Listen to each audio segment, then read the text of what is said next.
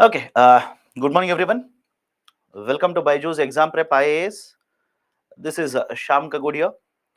Now, before I start the discussion, if there is no issue with the sound, please give me a thumbs up so that we can start the discussion. Done. Let's start then. Let's start. So, yesterday, what we have done? Yesterday, what we have discussed is basically we continued with international trade, idea of international trade. In international trade, yesterday we have discussed economic integration. Right? What is the idea of economic integration? Having discretionary policies, right? Having discretionary policies within the group itself. That is compared to other countries. That is the countries which are not the members of the group. You have a discretionary policy of either reducing the tariff or eliminating the tariff with the members in the group. That is called as a economic integration. And in case of economic integration, how many levels are there? Generally, the lowest level is PTA, Preferential Trade Agreement. Then we have a FTA, Free Trade Agreement. Then we have Customs Union. Then we have Common Market. And finally, we have Economic Union. Right. So what happens here, etc., etc. We have discussed it. Right. So how much trade is covered? Right. Is it going beyond the trade or just sticking to the trade? Right, the idea of a customs union where the members in the group will have the same customs policy regarding all the other countries, that is the non-members, right, etc. After that, we have discussed what is the context of India as well as the free trade agreement. India signed multiple free trade agreements, but the problem has been that the trade deficit that India has with other countries in the free trade agreement, the trade deficit has actually widened. It has actually increased. Apart from that, many sectors, for example, I gave you ASEAN, India ASEAN Free Trade Agreement yesterday. India ASEAN Free Trade Agreement has been signed in 2010. And as per the Niti Aayog, right, the survey that was conducted between 2011 to 2017, the trade deficit between India and ASEAN from $5 billion, it has widened to $10 billion. And out of 21 sectors that were covered, 21 sectors that were covered, in 13 of the sectors, the deficit is actually widened. Apart from that, I also told you, once you sign the agreements like this, generally the imports will become cheaper because you are either reducing or eliminating the tariff. And because you are reducing or eliminating the tariff, now imports will become cheaper. That will further affect the domestic market. It will basically further affect the domestic market or manufacturers in the domestic market. And so these are certain important points. But why is this happening? Why is this happening in case of India? I've told you. Some of the reasons are interest rates are higher, cost of logistics sector in case of India is higher. Even you can add skilling problem. We'll discuss skilling problem later. Don't worry. Right. Some of the sectors which are covered under the FTA, these are not very competitive enough, right, etc., etc. So there are various reasons why we are not able to leverage or utilize these agreements and promote more and more exports from India. Then we have discussed the concept of RODTEP, remission of duties and taxes on export products.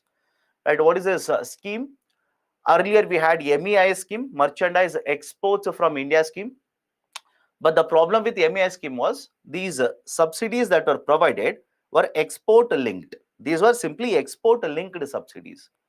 And under WTO, there is one agreement, subsidies and countervailing measures, SCM, subsidies and countervailing measures, which basically states that whenever you have achieved a per capita national income of more than $1,000 for 3 consecutive years, then in that particular context, you are not allowed to provide export linked subsidies.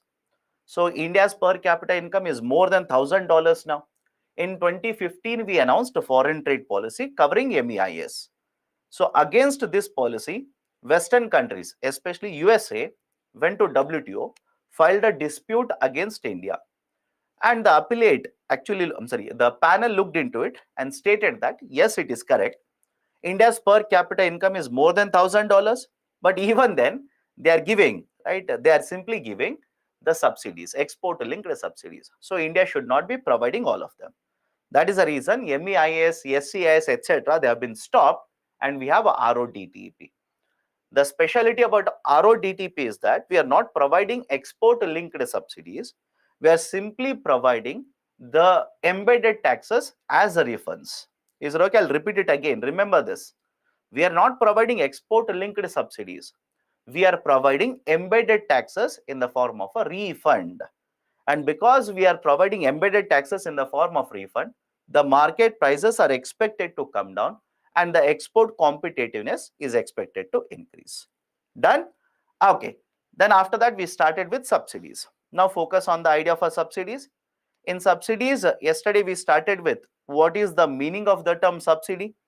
Then we have discussed certain types of subsidies, a classification of subsidies, direct subsidy and indirect subsidy, universal subsidy and targeted subsidy. Yesterday we have covered 1 and 2. Now let me go to the third and fourth here. Conditional and unconditional subsidies, implicit and explicit subsidy. Now what do you mean by conditional and unconditional subsidy? Let's start now. Let's start. Whenever you talk about conditional subsidies, the government will provide the incentive, or let's say the assistance or the subsidies, whenever the beneficiary will behave or perform in a certain way. I'll repeat the statement. Remember this. Conditional subsidies are those subsidies wherein the amount of subsidies are linked to certain conditions such as a performance or a behavior. Let me give a very simple example. Yesterday also I've used this. Today I will use the same scheme. FAME initiative, faster adoption and manufacturing of electric vehicles. Or else I'll give you one more initiative here, the idea of a production linked incentive. Now, is it okay in case of both of them? Either you talk about FAME or PLI, the amount of incentives that are provided by the government is connected to the performance or the behavior of the company. Let me know. Start participating, and we have discussed both of them. For example, in case of PLI, imagine you are a mobile manufacturer. Imagine you are a mobile manufacturer. Now tell me, just because you are manufacturing mobile, do you think government of India will provide you subsidies under PLI? Right? No. Right? Under PLI, the government will not willy-nilly provide you subsidies because you are producing mobile phones. You will have to meet certain, right, let's say performance criteria. For example, I told you, generally in case of PLI, there are conditions like this. You will have to invest a certain amount of money. You'll have to invest a certain amount of money. And your sales should be, right, at least this much.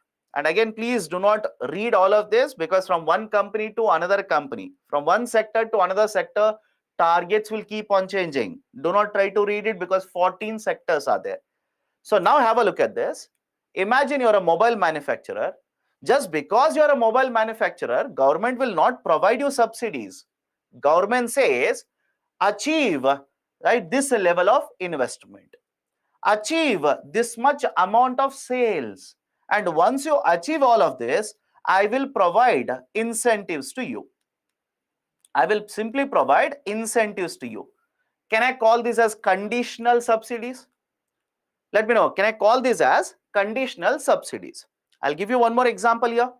Faster adoption and manufacturing of electric vehicles. You're manufacturing electric vehicles, let's say two-wheeler. Just because you're manufacturing electric vehicle, government will not give you subsidies. What government says is, half of the components, at least 50% of the components that you are using, you will have to purchase from domestic market. Is the argument okay with all of you? At least half of the components that you're using to manufacture your vehicle, you'll have to purchase within India. You'll have to purchase from the domestic market. Only when you purchase half of it, I will provide certain incentives to you. Is the logic okay? Again, these are nothing but conditional subsidies. You'll have to behave in a particular way. You'll have to perform in a particular way. Only then you'll be provided with subsidies, conditional subsidies. What about unconditional subsidies? Best example, can I say same scheme that we have used? Pradhan Mantri Garib Kalyan Anna Yojana. Pradhan Mantri Garib Kalyan Anna Yojana. Now, how many of you believe that under Pradhan Mantri Garib Kalyan Anna Yojana, poor people are supposed to perform in a certain way to get 5 kgs of food grains? Right? Anybody is there who says, sir, yes, sir, we are supposed to perform, only then I'll get 5 kgs of food grains? Absolutely no. There is no performance indicator here. You're not supposed to behave in any way. Because you're poor, government will provide you food grains. Can I give you one more example? PM Kisan. PM Kisan, right? Pradhan Mantri Kisan Samman Nidhi. Under PM Kisan, is the farmer supposed to perform? Under PM Kisan, is the farmer supposed to behave in a certain way? No, government will give you 6,000 rupees. Now, whether you use it for purchasing fertilizer, whether you use it to purchase seeds, whether you purchase, right, anything else, government will not be worried about it. That's the reason under PM Kisan scheme, government will simply say it is an income support. It is simply income support. It is an income support that is provided by the government. Right? So conditional, unconditional. Let me go to the next one. Implicit and explicit subsidy. Implicit and explicit subsidy. Let me start with explicit subsidy. Right? Explicit subsidies. What is this explicit subsidy? In case of explicit subsidies, government clearly states for whom the subsidy will be supplied or given. The government policy itself says who are the beneficiaries, for what purpose we are providing. Everything is clearly given by the government. Sir, any example of an explicit subsidy? Now tell me, is a PM Kisan explicit subsidy or not? I hope you understand. Is PM Kisan explicit subsidy or not? Because under PM Kisan, government says 6,000 rupees cash support. To whom we are giving? Farmers. For what purpose? Anything that they want to utilize this 6,000 rupees for. Okay, so the explicit subsidies are those subsidies where government will clearly have a policy where they will say for whom the subsidies are provided, for what purpose the subsidies are provided. Come to implicit subsidy. In case of implicit subsidy, the government will control the supply and control the prices as well. Let me give a very simple example here. Remember this. This is right, best illustrated in the form of railways. Railways. In railways, what will happen? There are different levels of travel. That is, there are different classes of traveling in a railway. One, there is a general class. There is a general class. And after this, we have AC tier 1, AC tier 2, AC tier 3, right? Freight transportation, etc. A simple question to you people. Whenever you take a general class ticket, when you take a ticket to travel in a general class, are the prices low or high? Think of this and answer. Right? Whenever you purchase a ticket to travel in a general class, is the ticket price low or very high? Ticket prices are very low. Ticket prices are very low. Purposely they are kept very low. Right? Why? Government of India says it is generally the poor people who will prefer the general class. I hope you understand. It's a social welfare objective. Social welfare objective, simple. It is the poor people who will use a general class.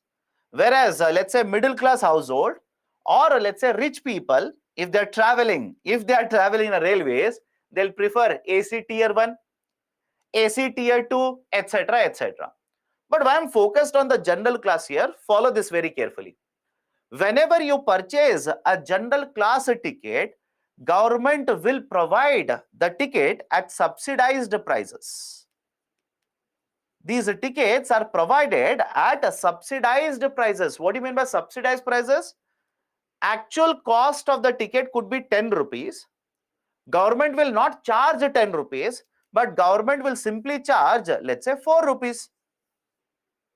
Government will not charge 10 rupees. Government will charge 4 rupees. But please understand, government will never use the term subsidies in case of railways. I hope you understand. Government generally doesn't use, right, subsidies in case of railways. What they basically say is, we are providing social welfare to the people. We are providing social welfare to the people by keeping the tickets lower. Now you tell me, rather than charging 10 rupees, if they charge you 4 rupees, Anybody who will purchase the general class ticket, rather than charging 10 rupees, they charge you 4 rupees. Is it not a subsidy? Any problem here? Let me know. Is it not a subsidy? It is as good as saying government is bearing the burden of 6 rupees here. Right? They rather than collecting 10 rupees from you, they are only collecting 6 rupees. I'm sorry, they are collecting only 4 rupees. How are they able to do that? They will decide the prices. They will control the supply. They will decide the prices, thereby providing benefit to certain people in the market. This is basically the idea of a implicit subsidy. Implicit subsidies are those kind of subsidies where government will control the supply, government will decide the prices, and then provide subsidies to the people in this way. This is one example, railways. Now let me add one more point here. Let me add one more point. On one side, I have written general class ticket, and on the other side, I will simply write goods transportation. Goods transportation. Right? Either I can use the term goods transportation, or else another name for this is freight transportation. Freight transportation. What is the policy of the railways? What you'll generally observe is, whenever railways will carry people in a general class, ticket prices are very low. Very low. Whereas, whenever the railways will carry goods or freight in the railways, ticket prices are higher. Have you saw this or not? Have you seen this practice of government? Whenever you carry a freight, a good, they will charge a higher amount of money. And whenever you carry, right, people like this, they will charge very, very low prices. Why? The argument of the government is simple here. By providing subsidy for general class tickets, I'm incurring certain subsidy. I'm incurring certain expenditure. But what I will try to do is, by charging higher amount of prices to somebody else, by charging higher amount of prices to somebody else, I'll be able to generate more revenues here. I'll be able to generate a higher amount of revenues. And this higher revenues will help me in providing these subsidies. Is the logic okay here? On one side, I will charge very low. On the other side, I will charge very high. And because I'm charging higher amount of money, I'll be able to generate more revenues here and try to provide, again, it doesn't match always, try to provide subsidies on this side. This practice is called as cross subsidies. This practice is referred to as cross subsidization. What do you mean by cross subsidization? Imagine there are two consumers. To one of the consumer, you will charge very low. To the other consumer, you will charge very high. The objective is simple. When you charge a higher amount, you want to generate revenues and try to provide for these subsidies. I'll give you one more example of a cross subsidization. Electricity sector. Electricity sector. Now, in case of electricity sector, please remember this. Whenever the electricity is supplied to a house, whenever it is supplied to a house, especially a poor house, right, or let's say middle income house, the charges which are imposed are very, very low. And in many of the states, 0 rupees. Right? The charges which are imposed are very, very low. But on the other hand, same electricity is supplied to a commercial entity. A commercial entity. Sir, what do you mean by commercial entity? For example, a mall, theater, right? Industries, a manufacturing facility. So whenever same electricity is supplied to a commercial entity, the charges which are imposed are higher. Is it not a practice of cross subsidization? Is it not a cross subsidization? Right? This is the basic idea of the implicit and explicit subsidy, as well as the idea of a cross subsidization. Done? Right? So these are general terms which are used. I'm pretty sure yesterday some of you might have searched for this in the books. Books do not cover it, but here and there government uses these terms. Now, let me give you one more classification. One more classification here. Input subsidy, export subsidy, infrastructure subsidy and price subsidy. Let's start. Input subsidy. What is this idea of input subsidy? Whenever you purchase inputs, right? Inputs means what? Anything that you're using to produce a good. Whenever you purchase inputs, on the inputs, government will provide subsidy that is called as input subsidy. Input subsidy. For example, a farmer will purchase fertilizer. Government provides subsidies on fertilizer. Just give me some time, I'll show you how fertilizer subsidy is provided. So a farmer will purchase fertilizer. On the fertilizer, subsidy is provided. A farmer will purchase, let's say, a pump. Electricity is provided under subsidy. So can I simply say inputs which are used, on the inputs, if the government provides a subsidy, that is basically an input subsidy. Okay, next one, price subsidy. Next one is a price subsidy. Now have a look at this. It is the difference between the price at which FCI will procure food grains and the price at which FCI will sell the food grains under PDS. What is PDS? Public distribution system. Now do not worry about PDS, we'll discuss it. Right? Do not have any concern regarding this. We will discuss the PDS maybe tomorrow, but it is there. Do not worry. Now come to the point here. There is an authority called as Food Corporation of India. There is one authority set up by the government, Food Corporation of India. And what is the role of Food Corporation of India? Government of India runs various food distribution programs. There is a program by the name of National Food Security Act. National Food Security Act. Sir, what is National Food Security Act?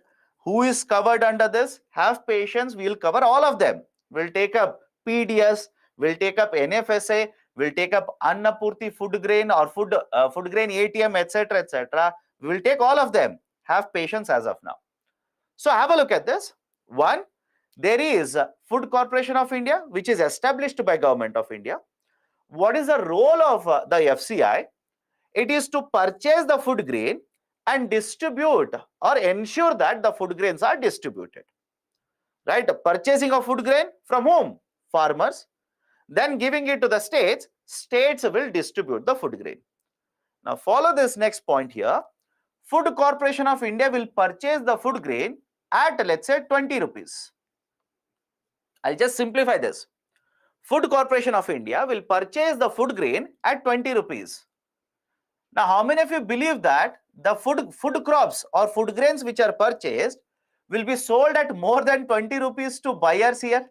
That is to customers or beneficiaries. Rather than customers, I'll use a term beneficiary. And some of you might be asking, sir, why are you asking me question? It was there in the newspapers.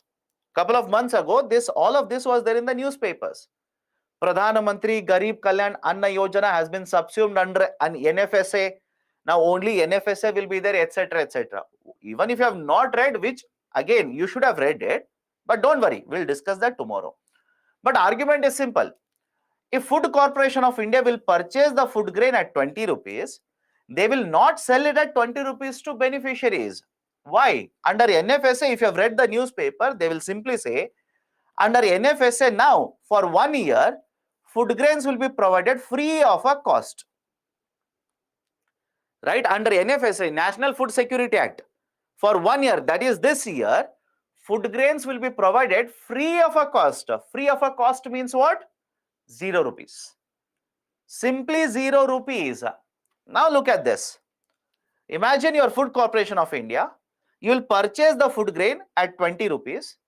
You will also incur other expenditures such as transportation cost, warehousing cost, etc. Another 10 rupees.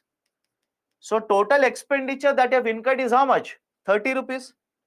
But will you sell it at 30 or more than 30 rupees to beneficiaries under NFSA? No. You will simply provide it at 0 rupees. You will simply provide it as 0 rupees. Can I call this as a price subsidy? Can I call this as a price subsidy? right? Is it just associated with food grains? No, there are many other areas where government will purchase something, pay a higher price, but to the beneficiaries, they will provide it at a lower cost. So thereby incurring certain expenditure, that subsidy is called as a price subsidy.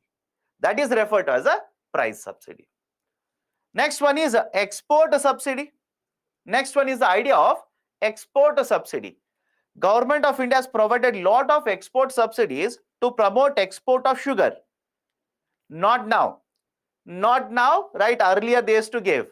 If you ask me, sir, why they are not giving sugar subsidy right now, please understand, in the context of sugar, until last year, the supply of sugar in the domestic market was higher. I hope you understand. Supply of sugar in the domestic market was higher. Now, when the supply of sugar becomes higher, the market prices will fall. How do you control these prices? Government used to provide subsidies for the mill owners and export sugar to the international market. Export sugar, for exporting sugar, government used to provide subsidies. But this year, what has happened? This year, what has happened? Now, this year, there is a concern that supply of sugar in the domestic market is lesser or would be lesser compared to demand. Now, the concern is that if the supply becomes lesser than demand, market prices will go up. It will lead to inflation. Customers will be affected. So, will you keep on providing the subsidies for sugar exports? No. Right now, we are not providing sugar export subsidies. We are actually imposing taxes. We are limiting export of sugar. But is it an example? I hope you understand. Is it an example when government will provide subsidies to promote sugar? It is an export subsidy. What about MEI scheme? What about MEI scheme? Is it not an export subsidy? Right, answer is simply yes. Right, so there are various subsidies which are provided by the government to promote more and more exports from the domestic market to the international market. And finally, infrastructure subsidy. Right, idea of a infrastructure subsidy. So whenever the government will provide subsidies for the development of infrastructure. Sir, what is this infrastructure? Infrastructure, if I ask you, give me the definition of infrastructure, most of you tell me examples of infrastructure. You will tell me, sir, road, highways, airports, etc. But infrastructure definition is like this. It is going to provide supporting services. It is going to provide supporting services for growth in the economy, growth and development. I'll give you examples. Have patience. Look at the definition first. What is infrastructure?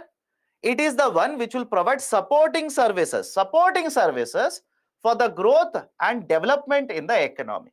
For example, all of you will agree, ports will help in promotion of growth in the Indian economy. What about national highways? What about expressway? Recent example, expressway. Right, that is Bangalore-Mysore Expressway, Delhi-Mumbai Expressway. Right, don't you think these kinds of infrastructure will promote, right, will basically provide support for the growth and development? So, any example of infrastructure? Any more example? Let's say hospitals. Hospitals, will they not provide benefit to the society? Development we will not achieve. What about schools? Right, so there is a need to promote infrastructure development. Simple. All I'm trying to tell you is there is a need to promote infrastructure development. So for the promotion of infrastructure development, government will provide lot of subsidies. For example, there is a scheme by the name of SMAM, Submission on Agriculture Mechanization. Submission on Agriculture Mechanization. All of you heard of drones? The term drone, let me know, you should have heard of it. I'm pretty sure all of you heard of the term drone. And Government of India now is promoting usage of drone in the agriculture sector. It is promoting usage of drones in the agriculture sector. What is the benefit? Why they are doing it? We'll understand it later. Have patience. But all I'm trying to say is basically this. there is one scheme, submission on agriculture mechanization, under which government will provide subsidies for adoption of drone technology in the agriculture sector. Is it okay? Is it okay? I'll repeat it again. There is one scheme by the name of submission on agriculture mechanization, where government will promote or will provide subsidies for adoption of drone technology in the agriculture sector. Right? Infrastructure, promotion of that will provide subsidies. I'll give you one more example. There is a fund called as Agriculture Infrastructure Fund, AIF, Agriculture Infrastructure Fund. Under Agriculture Infrastructure Fund for development of infrastructure. Sir, what kind of infrastructure? Warehousing capacity, sorting and grading capacity, cold storage warehousing. For all of this infrastructure, we will provide subsidies. Right? So basically, infrastructure subsidy. Done? So these are some of the classifications. Please be very, very careful. Now, what we have done, we have discussed what is subsidy and the classification of subsidy. Now, let me go to how subsidies are provided. I'll give you certain examples here. And these are again related to current affairs. Let's go point by point. First one is fertilizer subsidy. First one is the fertilizer subsidy. Now, how the fertilizer subsidy is provided? To understand that, let's start with the basics of fertilizer. Now, all of you will understand when I say for the plant to grow, they require nutrients. Let me know. For the plant to grow, they require nutrients. For example, even when you are a kid or even when I was a child, right? I'm pretty sure we would have experienced our parents giving us Complan, Boost, and some of you might be doing it even today. Why? You basically believe that even now my height will grow. Right, after attaining 20 years, 24 years, my height will grow. I'll become more taller. Right. So argument is simple. In the same way, applied to plants. The plants also require nutrients. From where will you get these nutrients? From the soil. But what if the soil doesn't have sufficient nutrients? In that situation, what we will do is we will apply the nutrients artificially. We'll simply supply these nutrients, and this supply of nutrients is called as fertilizer. Fertilizer is basically nothing but nutrients. So what are the main nutrients which are required? Right, I'll focus on three here. One is nitrogen, right? One is nitrogen. And in the market, the fertilizer which has the highest amount of nitrogen, 46% nitrogen, is urea. Very often you will come across in the newspaper, right? Urea supply is increased. Import dependence on urea will come down. What is the urea known for? Urea has a highest amount of nitrogen, 46%. Then there is a phosphorus, P, that is a diammonium phosphate. Before you start typing, sir, long form, please look at the bottom of the table. You will see the long form of it. Diammonium phosphate. In diammonium phosphate, the majority of it is phosphorus itself. It has 18% nitrogen and 46% phosphorus. And the third one is potassium, that is K, muriate of potash, MOP, muriate of potash. In case of muriate of potash, 60% of muriate of potash is potassium itself. Apart from this, there is also sulfur, and you will have a combination of it, right? NPKs like this. Some nitrogen, some phosphorus, some potassium, and some sulfur. So there are also complex fertilizers which are available in the market. Now, what are the important points regarding this? Follow this very carefully. In case of India, we produce the fertilizers. But all the fertilizers are not produced. Please look at the graphical representation here. What you will see is, you will see that in case of India, urea is produced, diammonium phosphate is produced, urea and DAP. And there is also complex fertilizer. What is complex fertilizer? NPK, S. All the four components, NPK and S. So one urea is produced, diammonium phosphate is produced, complex fertilizers are produced. What is missing? Please observe, what is missing? MOP is missing, Can you see that? MOP, muriate of potash, is missing. It simply means muriate of potash is not produced in India. Simple, muriate of potash is not produced. We consume it. Consume it in the sense we use in the agriculture sector. We do not produce a muriate of potash in India. And the reason for that is the raw material that is required to produce a muriate of potash is not available.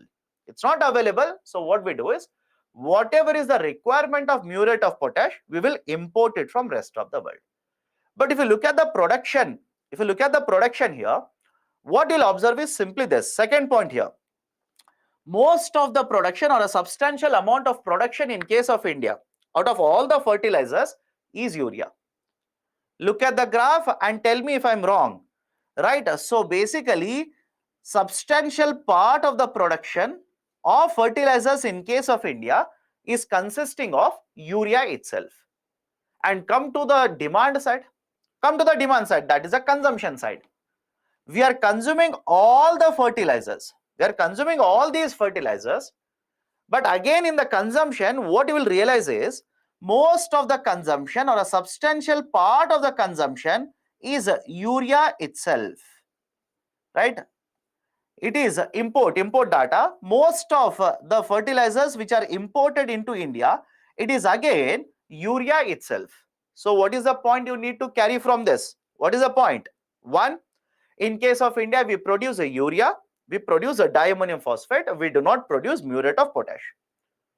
Point number two, whatever is the production, a substantial part of the production is a urea itself. Point number three, we import urea, we import a diammonium phosphate, and we also import muriate of potash. But even within the import, if you look at it, a substantial part of the import is again urea. Now, based on both of these pictures, can I say that urea is highest imported fertilizer and highest consumed fertilizer in India? Let me know. Based on both of the graphs, can I now conclude, right, basically saying that, right, urea is most imported, most consumed, and most produced fertilizer. Why? You will understand in some time. Have patience. Why? You will understand. All of it you will understand. Have patience. Now, apart from this, let me check. Okay. Now, apart from this, right, what you need to understand is government will provide subsidies for all the three. Government will provide subsidies for all the three. Government will provide subsidies for urea. Government will provide subsidies for diammonium phosphate as well as muriate of potash. MOP, muriate of potash. But next point, how the subsidies are provided, it is different. I repeat, how the subsidies are provided, it is different. What you will see is for urea, Government of India follows one method to calculate subsidy. For diammonium phosphate and muriate of potash, government will follow a different method to provide subsidy. Right? How the methods are different? Follow this carefully. In case of urea subsidy, government will fix MRP. Remember this. In case of urea, government will fix MRP. What is MRP? Maximum retail price. Government will fix MRP, maximum retail price. And, right, have a look at this. The MRP that is decided by the government will be always lower than what is the actual price at which the sellers want to sell it in the market. Let's imagine you are a manufacturer. You have produced one bag of urea. You want to sell it in the market at, let's say, 900 rupees. Just take hypothetical numbers. Do not worry about exact numbers because from 1 year to next year, numbers will keep on changing. So let's say you're a manufacturer. You're producing urea. You want to sell it in the market and you want to earn how much? 900 rupees. You want to get 900, let's say including profit. But Government of India will tell you, please do not sell it at 900 rupees. Farmers will not be able to purchase it. What you will do is, you will sell it at 300 rupees. In fact, right now the MRP that is decided by the government for urea, it is somewhere around 250, 260, 270 rupees like this. So government will ask you to sell at MRP. Now you will ask the government, right, sir, What about 600 rupees? What about 600 rupees? Right, I want to sell it at 900. You are asking me to sell it at 300. What about 600? Government will tell you, I will give you this 600 rupees. Government will provide this 600 rupees to the manufacturer. This is how in case of urea, subsidies are decided, subsidies are provided by the government. Is it okay? Is it okay? So what is your price? Government will not allow you to sell it at that price. Government will decide what is the MRP. And because the MRP is lower compared to your selling price, the difference between that will be provided by the government to the manufacturer. Right? That is how urea subsidy is provided. Now, next point, in case of diammonium phosphate and muriate of potash. In case of diammonium phosphate and muriate of potash, from 2010, we are following a new subsidy method called as a nutrient-based subsidy. I'll repeat it. From 2010, we are following a new method called as a nutrient-based subsidy. Now, what is this nutrient-based subsidy? Have a look at this. In nutrient-based subsidy, whatever nutrients you are using to manufacture the fertilizer, for those nutrients, subsidies will be provided. All of you know now, what is a fertilizer? Fertilizer is basically nothing but nutrients.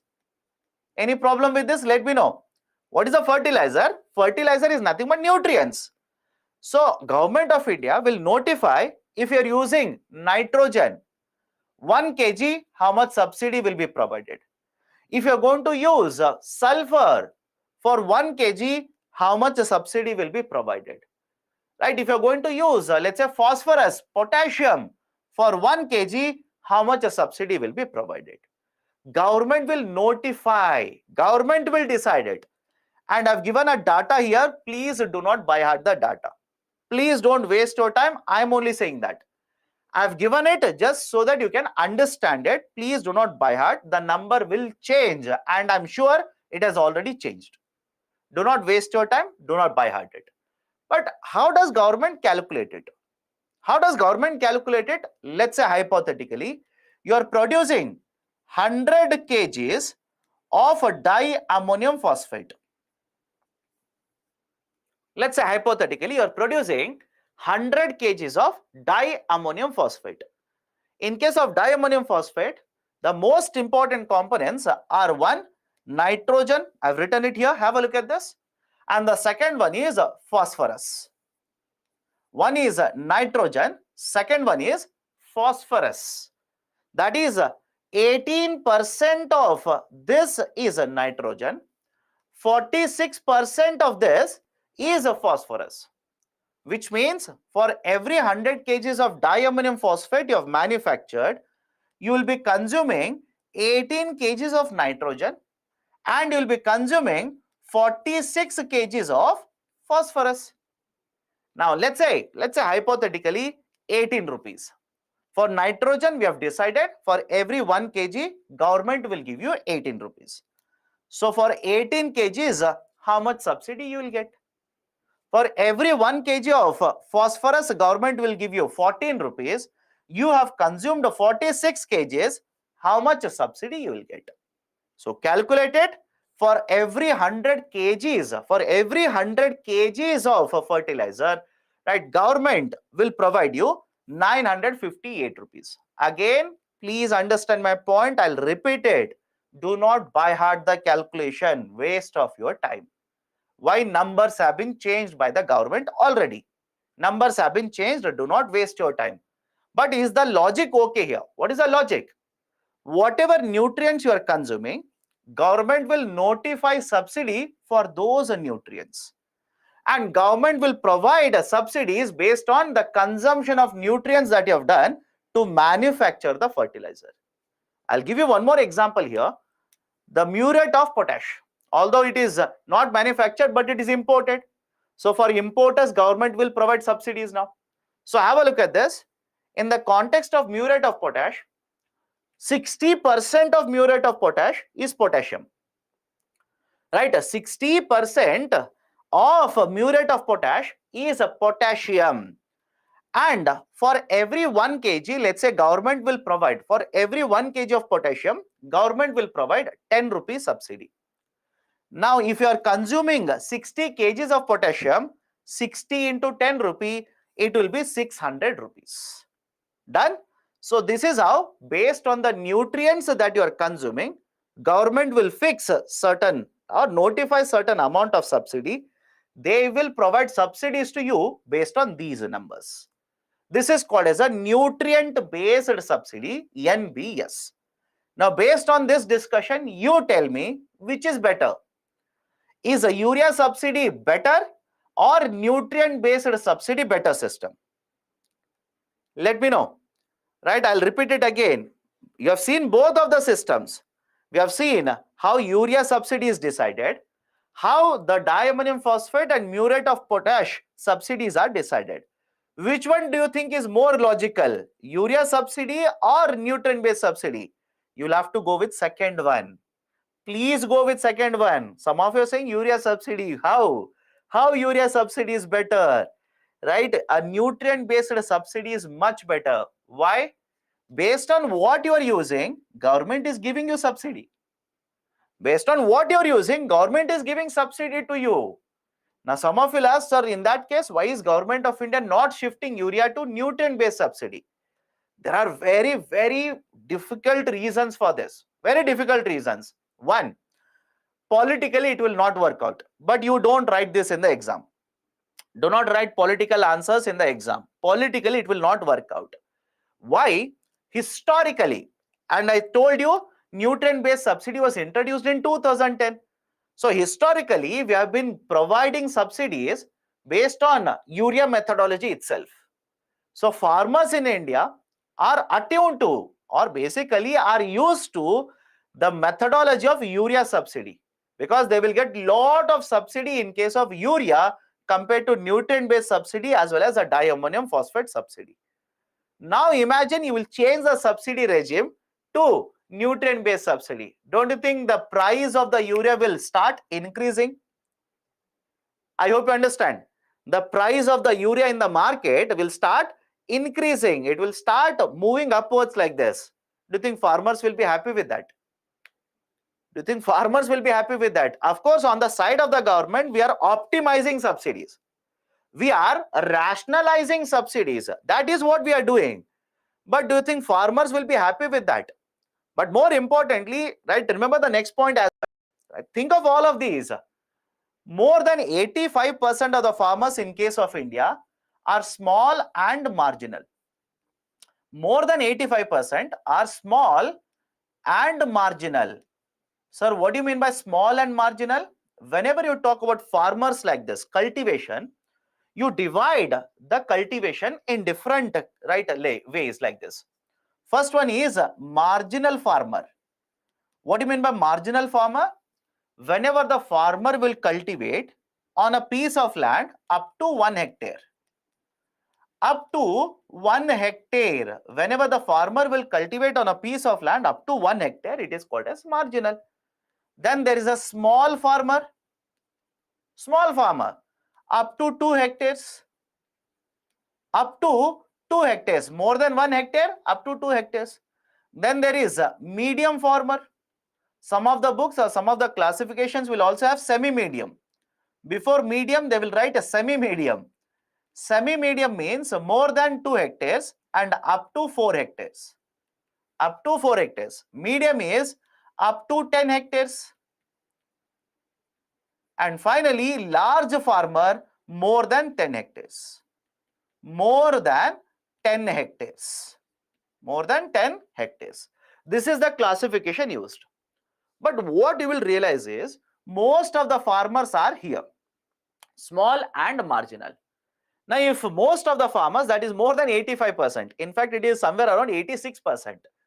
So, if most of the farmers are small and marginal, you think of it and let me know, do you think they will have sufficient amount of money to purchase fertilizers at market prices?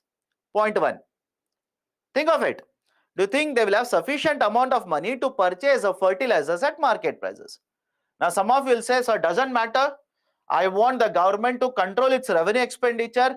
We will sell it at market prices. You do that. If the farmers will purchase the fertilizer at market prices, you tell me what will happen to food prices in the market. I hope you understand. If the farmers will purchase fertilizers at market prices, what will happen to food grain prices in the market? Food grain prices will go up. Will it not contribute to inflation? Will it not contribute to inflation? Of course, yes. And always remember this. Whenever you try to increase the prices of these kind of commodities, which are majorly consumed in the market, it will lead to black marketing. I hope you understand. Whenever you're trying to increase the prices of these kind of products, which are consumed, which are in high demand in the market, it will always lead to black market. For example, some of you might have this kind of a doubt when you're reading about gold. Right? You will look at the gold prices and say that, okay, so taxes on the gold are very low. On some of the commodities, we are taxing 12%, we are taxing 18%, 28%, etc. But on gold, we are charging 3%. We are charging this percentage. Why? Why is that so? The problem is this, my dear. If you increase the prices, because of your taxation, if the prices of the gold will start increasing, don't you think there'll be smuggling of the gold? Think of it and let me know. Right? Don't you think there'll be smuggling of the gold? There'll be black marketing of the gold. Right? Let me give a very simple example. Sir, how can that happen? How many of you know that gold prices in other markets are much lower than gold prices in India? Right? For example, if you are going to, let's say, Dubai, if your friend is going to Dubai, if your cousin is going to Dubai, first thing that you will demand is, get me gold. Bring gold for me, purchase gold and bring it to India, etc. Why do you think you are doing that? Gold prices are lower there. Gold prices are very low there. So if you increase the market prices in India because of your taxes, people will start smuggling them. People will start black marketing all of it. That is the precise reason. I hope you understand. Everything makes economic sense. There's a political argument also, but everything will make certain economic sense as well. Right? So come back to the argument here. Many of you will simply say, yes, economic sense is, sir, we should shift the urea into the nutrient-based subsidy. But the problem is, if you shift it to nutrient-based subsidy, the market prices will go up. The prices of these fertilizers will start going up. It will have an impact on small and marginal farmers. It will have an impact because the smuggling can increase, the black marketing can increase of the fertilizer. Right? That is the reason even today, we know it is not sufficient or it is not efficient. This methodology of deciding urea subsidy, it is not efficient, we know that. But even today, we are following the same system. Even today, we are following the same system. There is a fertilizer control order. Please remember the name of it. Fertilizer control order. The government of India, under its executive authority, fertilizer control order, will notify fertilizer subsidy in this way. That is for urea, this methodology, and for DAP as well as MOP under the NBS, nutrient based subsidy. Done. This is a basic idea of how the subsidies are provided. But again, within this, if the UPSC wants to confuse you, really wants to confuse you, they can ask you which is the ministry which will provide the subsidies. Right? Which is the ministry which will provide the subsidies? Please remember this. Because if I were to ask you, which of the following ministry will provide the subsidy, implement the subsidy, administer the fertilizer subsidy, and if the first one is Ministry of Agriculture, I'm pretty sure most of you will jump and round off agriculture. Right? Most of you will simply jump and round off agriculture sector. Initially, it was Agriculture Ministry. Right? Now, it is under the Ministry of Chemicals and Fertilizers. It is under the Ministry of Chemicals and Fertilizers. Remember this. Right? So, it is the Ministry of the Chemicals and Fertilizers which will announce and administer fertilizer subsidy in India. But what is the issue with all of this? Right? Have a look at the next point also. How much is the fertilizer subsidy provided? Now let me give a basic idea here, right? Why it has happened, etc. Let me give a basic idea. Now all of you know that we import a lot of fertilizers. Anybody has a problem with this? I've proved it. I've taken the data from this year's economic survey. I've put it here. We will import lot of fertilizers. Now you tell me, because of Russia and the Ukraine war, because of Russia and the Ukraine war, what do you think will happen to fertilizer prices in the market? Forget our domestic market, international market. What will happen to fertilizer prices in the international market? Fertilizer prices will start increasing. Natural gas prices have increased. Fertilizer, that's a final product, prices have increased. Raw material prices have increased. Now you will import them into India. What will happen to the price of the import? Price of the import, prices will be high. Prices will be high. Now tell me, you are the Prime Minister. Around 7 o'clock, you are the Prime Minister. Will you allow the prices of the fertilizer to remain at higher level in the domestic market? Will you allow that to happen? Right? Some of you might simply say, yes, sir, I will allow that to happen. Then will the farmers be quiet? Right? So what you will do is, you will try to control the prices of these fertilizers by providing more subsidy. You will provide more and more subsidy for these fertilizers. Now look at the trend and let me know, does it make sense or not? Right, 2021 pandemic, thanks to that disruption has happened. 21-22, again don't say sir in 21-22 it has fallen down. It is only up to December. Only for 3 quarters the data has been provided. It is also higher. Current financial year, the total amount of fertilizer subsidy is expected to be more than 2 lakh crore rupees. More than 2 lakh crore rupees. Right, just to give you the basic idea of right what has actually happened. In the budget, Government of India had announced 1.05 lakh crore rupees worth of fertilizer subsidy. 1.05 lakh crore rupees worth of subsidies, fertilizer subsidy. And now it is almost guaranteed. We expect it to be more than 2 lakh crore rupees. More than 2 lakh crore rupees, almost doubled. Don't you think it will put a lot of pressure on the revenue expenditure, revenue deficit, fiscal deficit? Right? That is a basic idea. That's a basic idea. Please remember this. There are so many internal factors as well as external factors which are affecting the fertilizer subsidies provided by the government. Okay, so that is the idea here. Remember this. Couple of more points here. Agriculture urea is most subsidized, most produced, most consumed, most imported, most physically controlled. I'm pretty sure all of you will understand all the points except one, physically controlled. What do you mean physically controlled? Government of India has a guidelines how the urea has to be moved, how the urea has to be distributed in different regions, etc. like this. Physically controlling means how the movement of fertilizers will happen, how they are going to be distributed, etc. That's a basic idea of physical controls. Now, in case of a diammonium phosphate and muriate of potash, government will allow the companies to determine the prices. They will allow the companies to determine the prices. Whereas, in case of urea, government will fix MRP. In case of urea, government will fix MRP. In case of DAP and MOP, companies are allowed, right, to determine the prices. Now, in case of urea, I've told you this. Provides a subsidy for domestic producers. It is the same for both urea as well as a DAP and MOP. Provides a subsidy even for the importers. Even for the importers, government will provide subsidy. Imports are canalized. Imports are canalized. What do you mean by imports are canalized?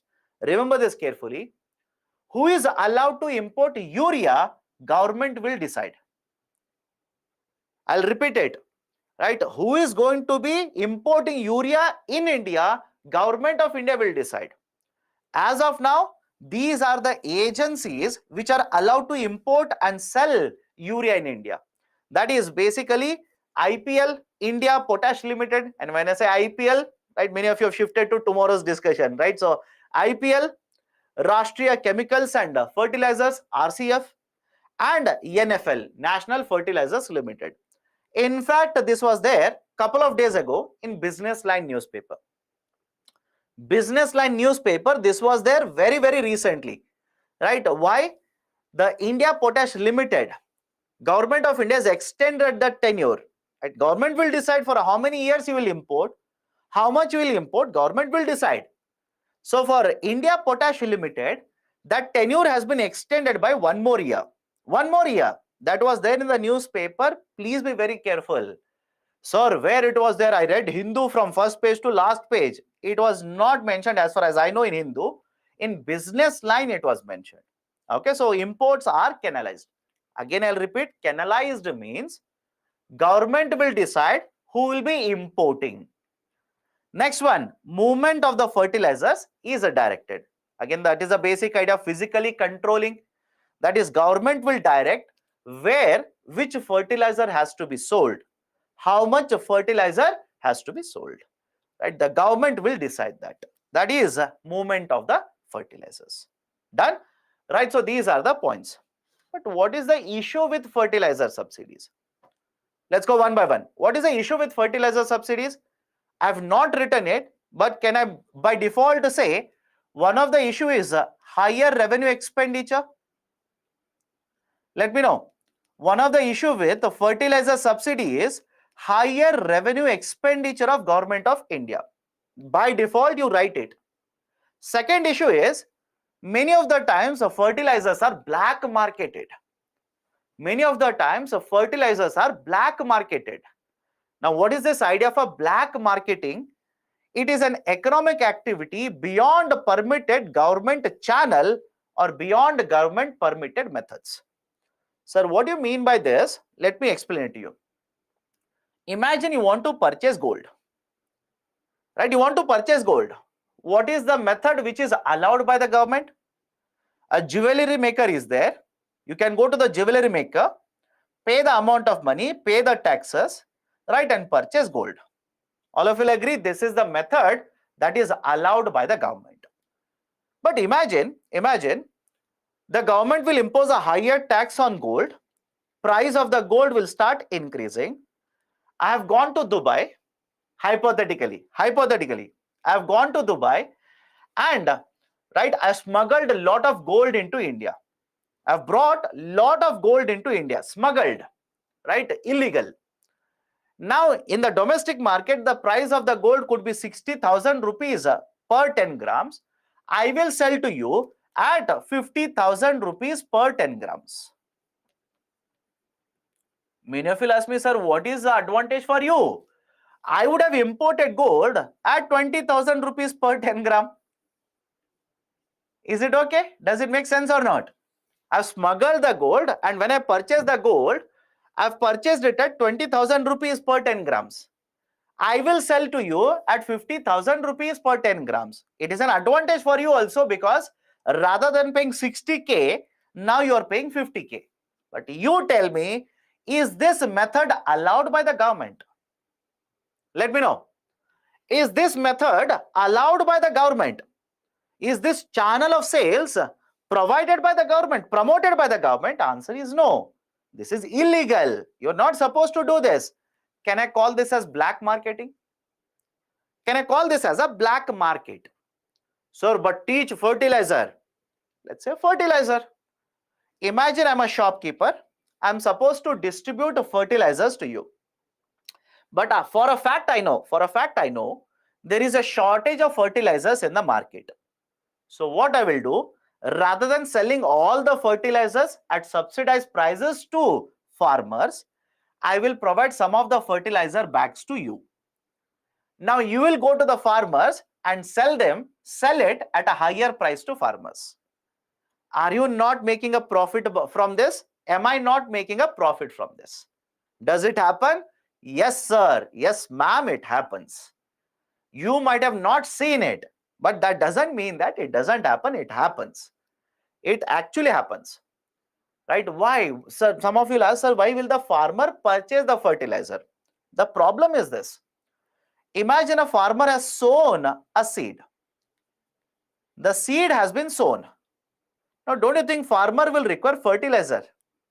Can the farmer say, I will wait for the prices to fall? Can the farmer say, I will wait for more supply to happen in the market? Of course, no. You have sown the seed. If you do not provide the fertilizer now at the growth stage, growth will become stunted. Many of the crops might even fail to grow. So farmers don't have any option but to purchase from the black market at higher prices. Does it happen generally in case of India? Yes, it happens. Remember it. Okay. Next one. Inefficient subsidy that is provided for the domestic manufacturers. Best example, urea subsidy. Urea subsidy is not a very efficient methodology. It is an inefficient methodology. Third one, disparity in the usage. Disparity in the usage. What do you mean by disparity? As per the scientific community, I've given a data here. I'll come back to this, don't worry. As per the scientific community, have a look at this. Overall usage in India, right? Overall average usage of the fertilizer should be in the ratio of 4:2:1. That is average, right? How many units of nitrogen you are supposed to use? How many units of phosphorus you are supposed to use? Average is 4:2:1, right? NPK for NPK respectively. But in case of India, it's not 4:2:1. It is a 6.1:2.5:1. And again, this will keep on changing. You don't have to by heart this number. Next year, by the time you write the exam, this would be different. But what is the inference you need to draw? Look at the data and let me know. Are we not consuming more than required nitrogen?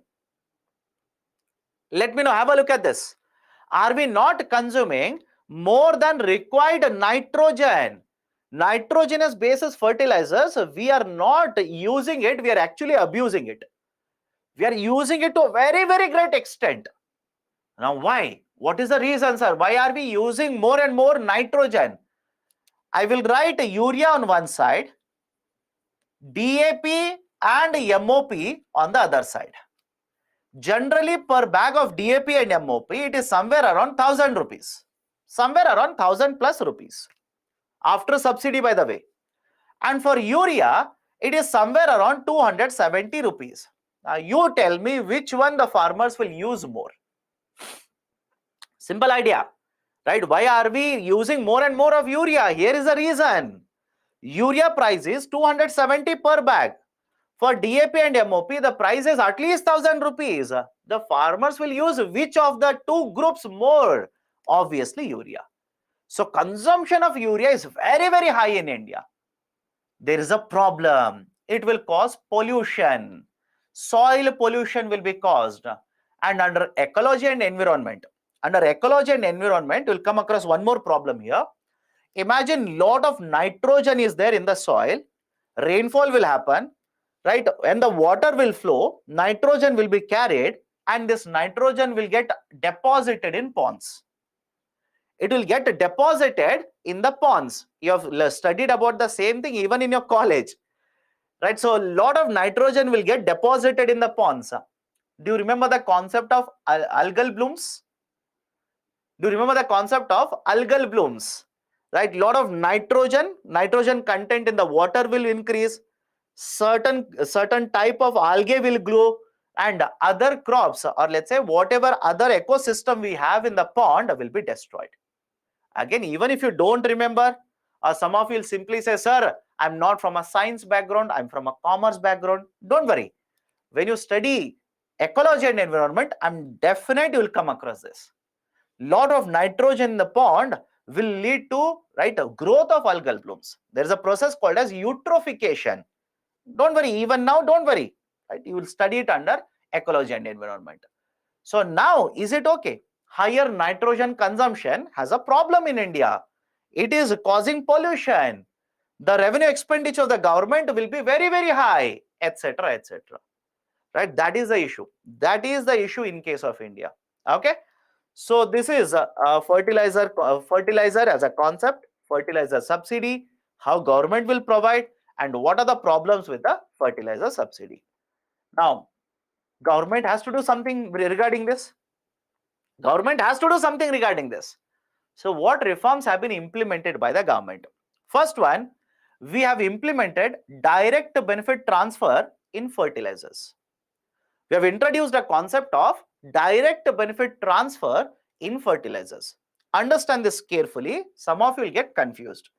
Now, before I start a direct benefit transfer or DBT, first and foremost, long form of DBT is given here. Please have a look at it. Long form of DBT is given here, direct benefit transfer. Point number 2, do not confuse between direct subsidy and direct benefit transfer. Understand this carefully. Do not be confused between direct subsidy and direct benefit transfer. Sir, what do you mean by that? Are they not one and the same? No. Right? Direct subsidy is a part of a direct benefit transfer. Direct benefit transfer, it is a name of an initiative of the government. Point number 1, it is an initiative. It is a program of Government of India, which was introduced post 2013 by the government. Now, under the direct benefit transfer, what we do is, we will try to identify the beneficiary. We will try to identify the beneficiary and whether the beneficiary is supposed to receive cash subsidy or a kind subsidy. We will try to ensure that the right beneficiary will be getting this subsidy. I'll repeat it again. Understand this carefully. What is the objective of a direct benefit transfer?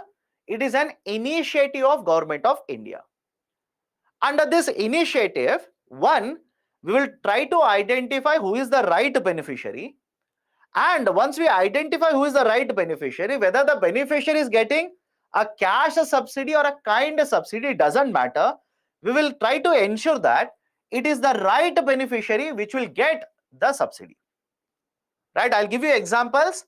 PM Kisan, it is under direct benefit transfer. PM Kisan, it is under the direct benefit transfer. And right, look at the picture and let me know, is PM Kisan a cash based subsidy or not? Is it a direct subsidy or not? Right, answer is yes. What about the National Food Security Act? What about National Food Security Act? Under National Food Security Act, right, I hope remember this, yesterday also I told you about this. Under National Food Security Act, we don't provide cash. We do not provide cash subsidy to the beneficiary.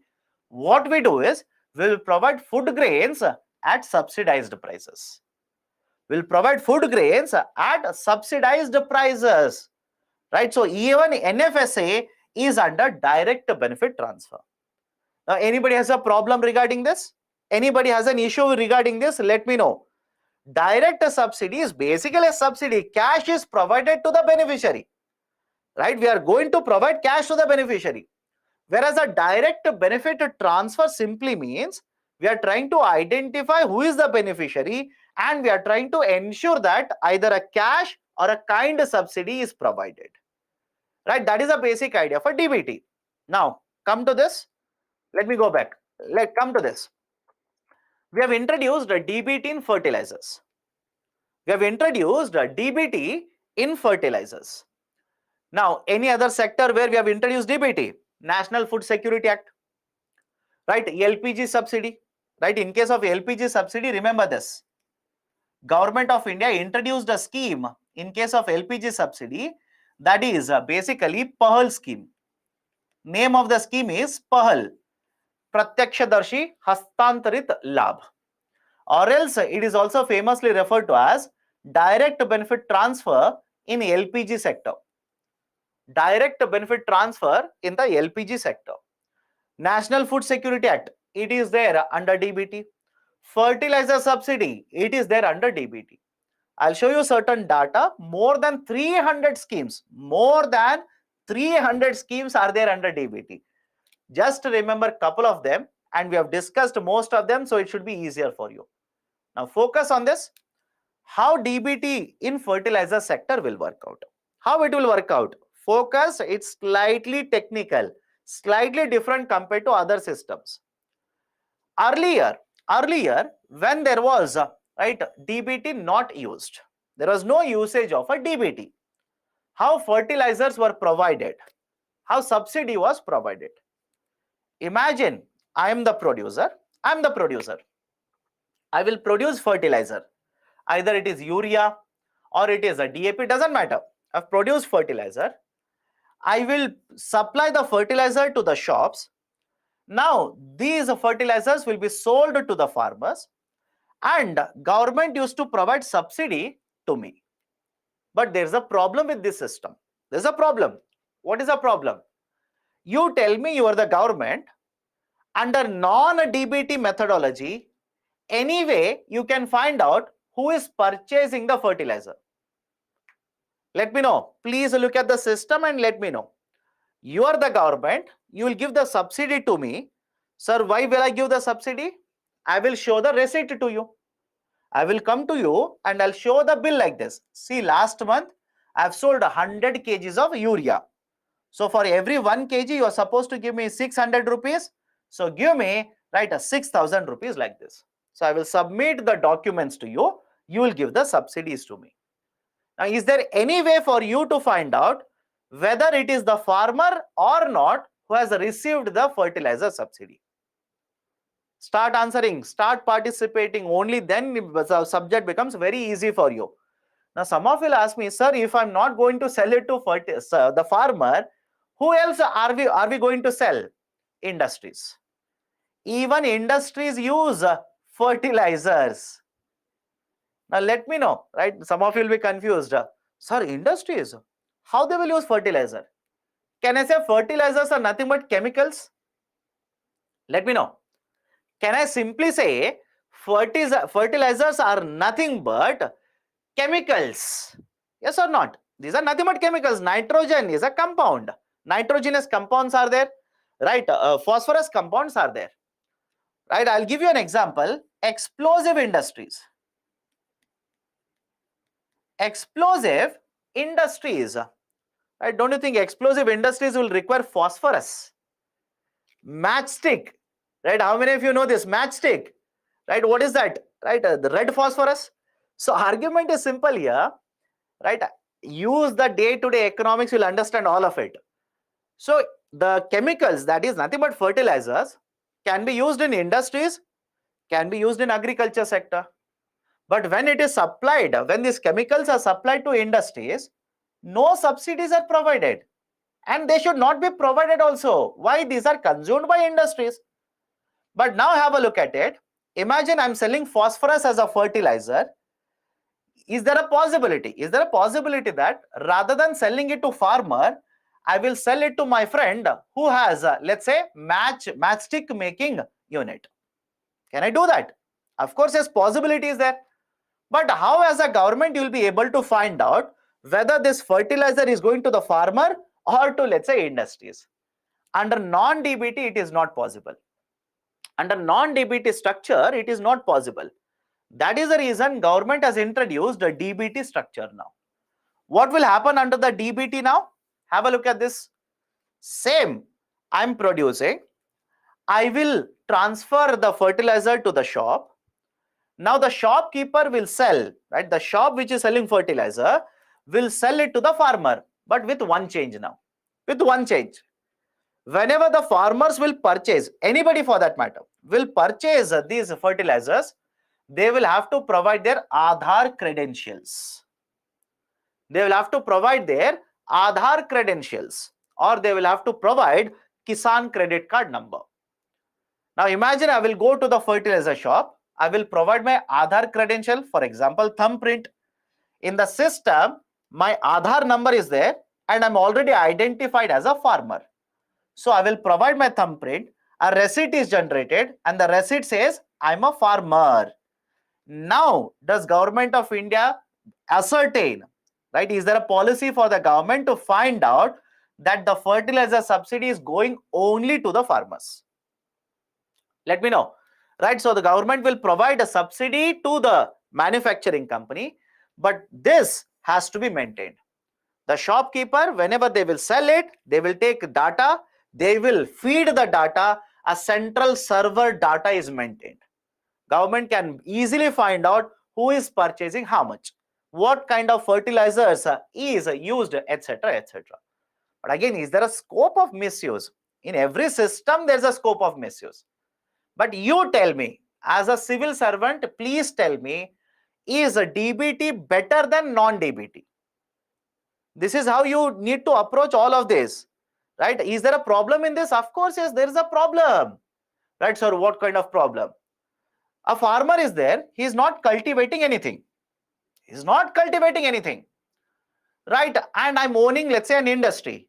I will pay 200 rupees to the farmer and I'll pay him to go to the shop, purchase fertilizer. Give it to me. Possible? Of course, yes, it's possible, right? Always misuses are possible. But as a civil servant, your answer should be, sir, we'll try to do something, try to plug the loophole. I'll try to connect to a current affairs. Let me know, does it make sense or not? There is a scheme by the name of Manrega. All of you heard of it? Mahatma Gandhi National Rural Employment Guarantee Act. Under Manrega, last year it was found that there is abuse of the system. Abuse means what? Let's say hypothetically, I'm a wage worker. Under Manrega, I'm supposed to work for 100 days. Government will pay me wages. I will not work. I'll simply put my attendance. You are the person who is supposed to oversee that, right? I will not work. I'll simply put the attendance.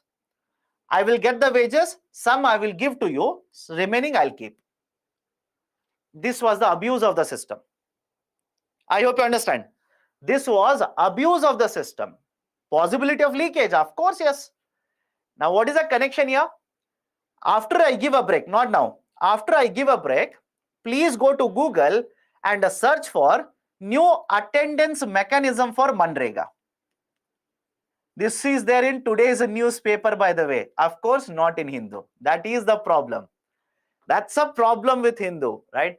So there is a new attendance management system in Manrega, right? So are we not trying to plug the leakages? I hope you understand, right? Are we not trying to plug the leakages in the system, right? So argument should be always like this. The DBT is a better than non-DBT structure. Is there a scope of misuse or abuse? Of course, yes. People will always try to do that, right? That is the reason you as a civil servant, right, or as an aspirant, you will have to recommend that, okay, we will have to do this in order to plug the leakages. Done? Okay. So DBT as well as non-DBT. But have a look at this. Let me ask you one more simple question. Have you come across CPI AL in the last week in the newspapers? Let me check whether you're reading newspapers or not. Let me check whether you're reading newspapers or not. Have you come across a CPI AL in the last 1 week in the newspapers? If you say no, or if you sit quietly, I will realize you are not reading. I'll simply realize you are not reading. Why you should have come across it? Manrega wages were revised by the government. Manrega wages were revised by the government. And what was the parameter used by the government to revise the Manrega wages? CPI AL. In fact, while discussing CPI AL, I told you this. I told you, right? Generally, usage of CPI AL is to revise Manrega wages, and last week it was there in the newspaper. Last week it was there in the newspaper. Please read. Okay, anyways, come back to this. Right? So DBT as well as non-DBT. This is one reform.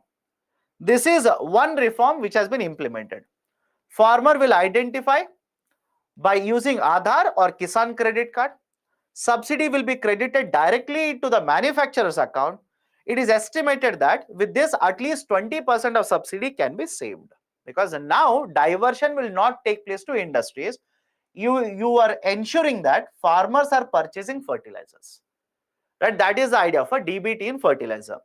Now, before you ask me, Many of you will start asking me, sir, why is that government is not directly transferring the subsidy into the farmer's account? Lot of difficulties. Lot of difficulties. For example,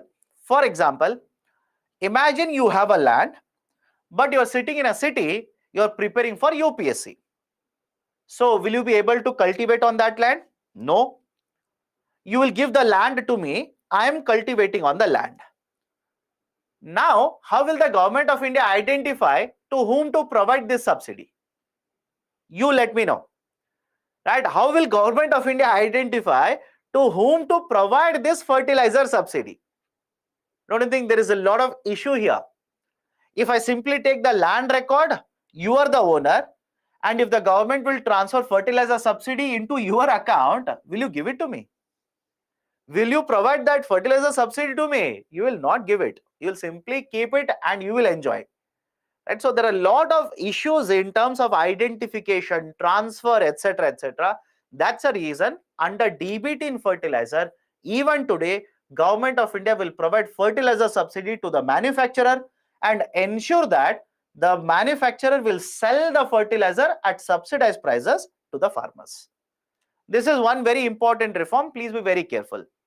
There are other reforms also. For example, right, when I discuss agriculture sector, I will talk about nano DAP and nano urea. Another very important reform in agriculture sector that is specifically related to fertilizers, nano DAP and nano urea, right? There is one cooperative organization in India, IFCO. There is one cooperative, IFCO. IFCO has been allowed by Government of India to produce a nano DAP as well as a nano urea and sell it to farmers. We are doing that. In fact, nano urea, we have already started selling it in Gujarat. Farmers in Gujarat, they have already started using nano DAP. Okay. So that is basically idea. Again, don't worry, sir, why, what is the advantage of it, right, etc., etc. I'll discuss it, but have patience. Okay. DBT, let me focus on DBT now. Direct benefit transfer. Right? What are we trying to do under the DBT? One, we are identifying and targeting the beneficiaries. We are identifying and targeting the beneficiaries. We will be having transparency in the fund transfers to the beneficiaries. We will be plugging the leakages which are there in the system, right? Rather than giving the subsidies to, let's say, the unintended, right, consumers in the market, will try to ensure that the benefits will go to only required beneficiaries. It will promote accountability in the system. It will increase the efficiency in the delivery process, and it will also improve the effectiveness of the schemes. Through timely implementation, it will improve the effectiveness of all of these schemes. Done? Now, these are the objectives or these are the functions of a direct benefit transfer. Now, how many schemes are we covering? This is from the economic survey. This is from the current year's economic survey, right? Recently published economic survey, right? Again, government published most recent data. Right, the number of DBT schemes, please have a look at it. The number of DBT schemes over a period of time, we have kept on changing it. Right, like I've told you already, more than 300 schemes are covered under the DBT now.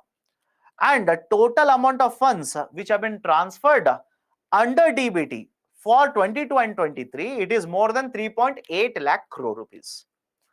In that, how much amount has gone to the schemes where cash subsidies provided? 1.7 lakh crore rupees.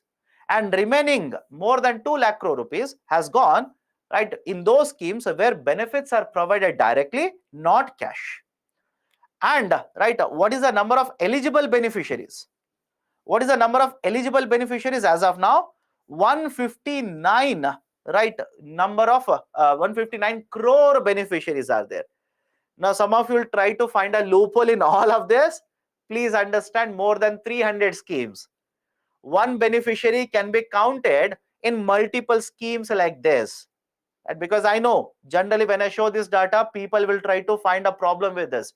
They'll say, sir, population of India is 130 crore rupees, but you are giving 159 crore people are covered under DBT. How is that possible?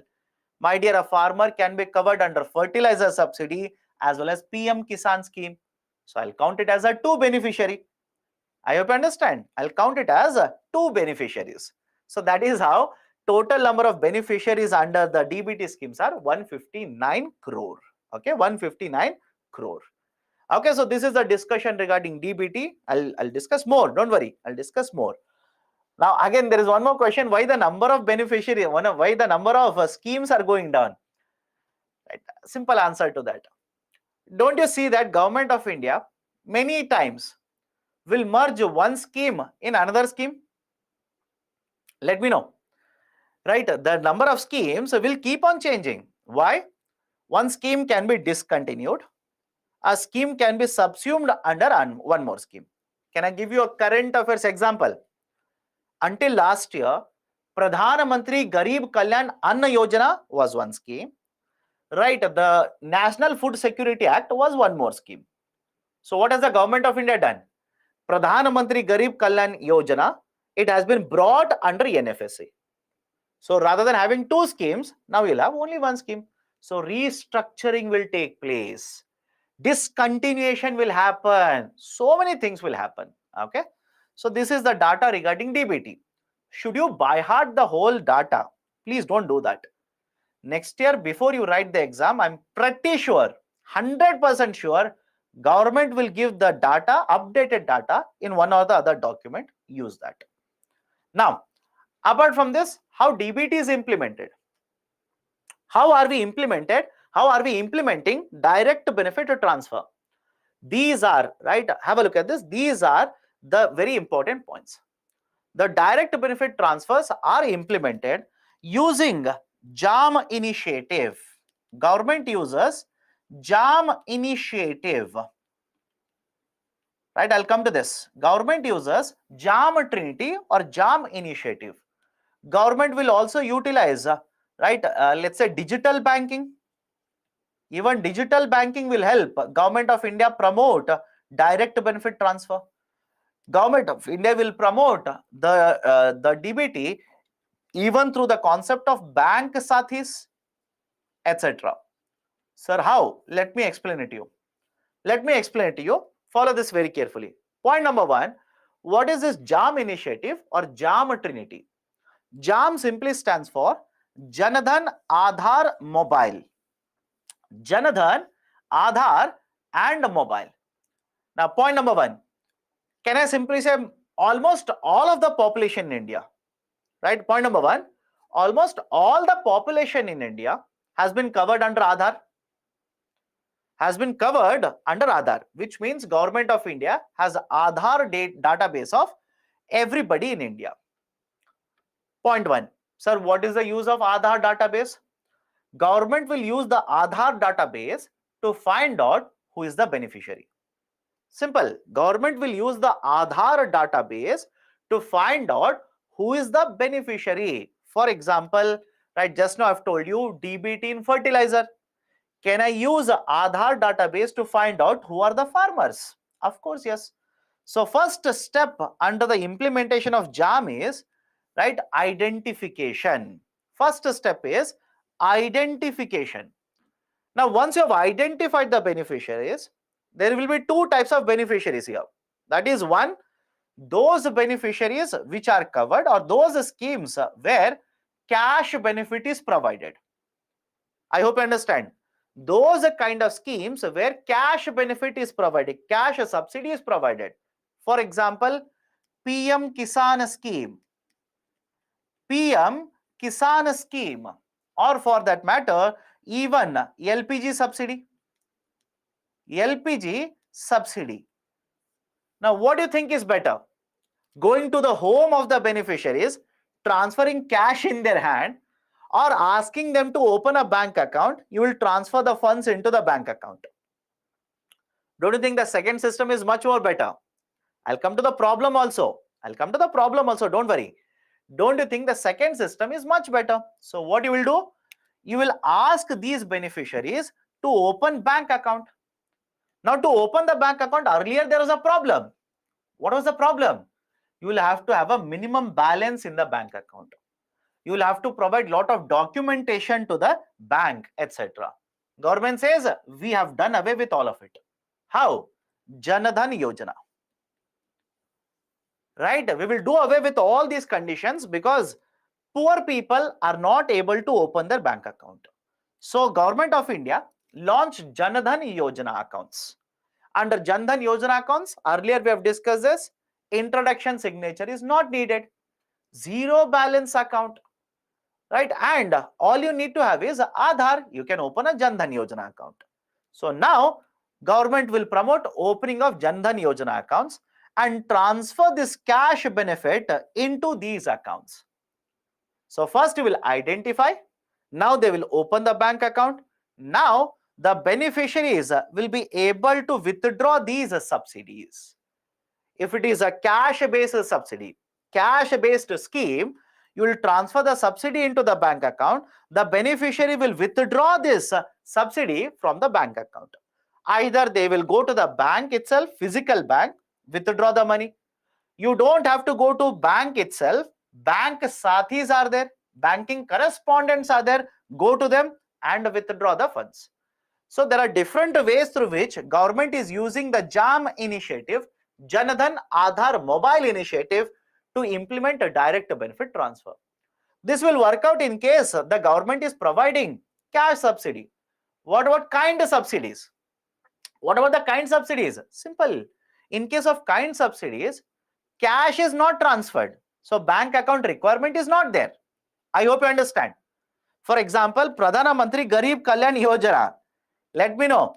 Either you write PMGKAY, NFSA, etc. Is there a condition that you should have a bank account under this? Anybody? Right, sir, I've read it here. I've read it there. Anywhere have you seen that you want to get free food grains, open a bank account? No, you don't require a bank account. So I will use Aadhaar. I will use Aadhaar and I will identify the beneficiary. Now this beneficiary will go to a shop, fair price shop, provide the thumbprint, and the shop owner, that is a fair price shop owner, will provide 5 kgs of food grain to the beneficiary. That's it. So that is how DBT, direct benefit transfer, will be utilized by the government either to implement, right, a cash based subsidy or a non-cash based subsidy or a non-cash based subsidy. Done. This is basically the concept of direct benefit transfer. Right. So can I simply say this system is much more efficient compared to earlier system? Beneficiaries can be identified, beneficiaries can be targeted, revenue expenditure of the government of India will come down, implementation of the schemes will be improved, accountability of various participants will also be higher here. Right? These are certain very, very important points regarding direct benefit transfers. Now, is there any problem related to this? Any problem related to DBT? Of course, yes. There will be certain issues always. For example, I said, first we will identify the beneficiary, then bank account will be opened. Now, how many of you think all the villages in India have bank branches? Have a look at this. How many of you think that how many of these or all the villages have bank branches in India? Answer is no, by the way. You should not think so much. It's a fact. It's very logical also. Right? No, all the villages do not have bank branches. Now imagine I'm a Manrega worker. Right? I'm a Manrega worker. I'm supposed to receive wages, let's say 200 rupees. Now, bank is there. Bank is 10 kilometers away, which means I will have to travel 10 kilometers and again come back 10 kilometers. Will it cost me or not? Think of it. Will it have certain cost associated with that? Of course, yes. Cost is associated with it. Now, some of you will say, sir, use mobile banking. Of course, yes. Right? Some of you will simply say, use mobile banking. Now, you're simply assuming that I'm digitally literate. I hope you understand. You're simply assuming that one, I'm digitally literate. Digitally literate means you know how, right? You are assuming that I know how to operate a smartphone, how to operate all of this, how to use online banking. That's a far-fetched idea. And moreover, you're assuming that I should have a smartphone. I hope you understand. You're assuming that I'm having a smartphone, right? Don't you think all these are, right, very, very far-fetched assumptions, especially looking at regional structure in India, rural structure in India. I hope you understand rural structure in India. You might be living in a city, but I'm pretty sure you have seen how the rural villages, or let's say villages structure, are there in India, right? You are expecting uninterrupted internet connectivity. You're expecting them to have a smartphone, and some of you are saying, sir, let them go to bank sathis. Very good idea. We have been promoting bank sathi structure, but I've told you this also. If you go to a bank sathi and utilize the services, do you think they're providing charity to you? Think of it, right? Again and again, I'll keep on telling you this statement. There are no free lunches in economy. There are no free lunches, which means again, you will incur certain expenditure. So don't you think some of the beneficiaries looking at all of this will simply say, no, DBT is not good for us. I hope you understand this, right? So there are certain problems. There are certain issues related to this.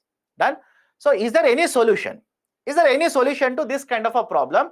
Of course, yes. Look at this. I hope you understand. Right? Look at this. There is a solution, e-rupee. Right? Latest reform by government. Latest reform.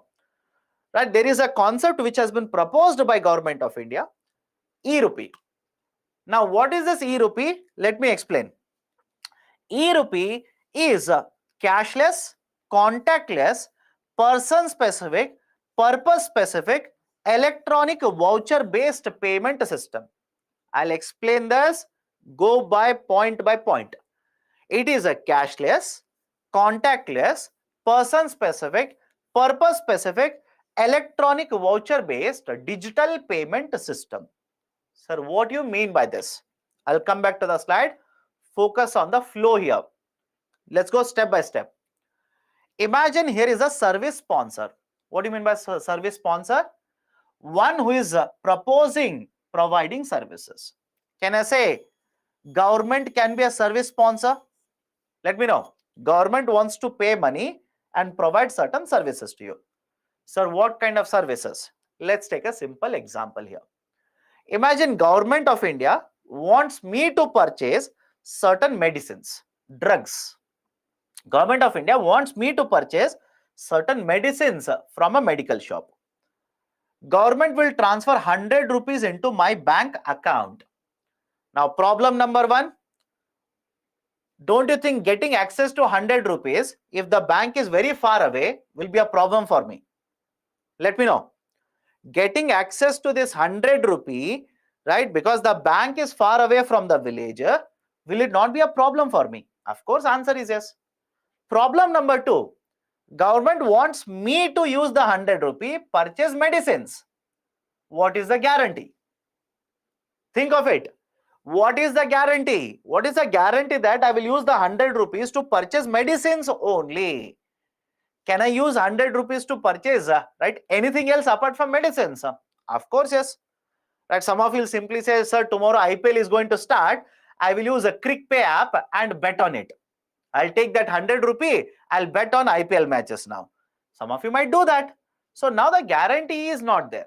There is absolutely no way for the government to ensure that you are going to use 100 rupee for the right purposes that the government wants you to. So what has been proposed now is a new system, e-rupee system. E-rupee system, electronic rupee system. Now what will happen under electronic rupee? Follow this carefully.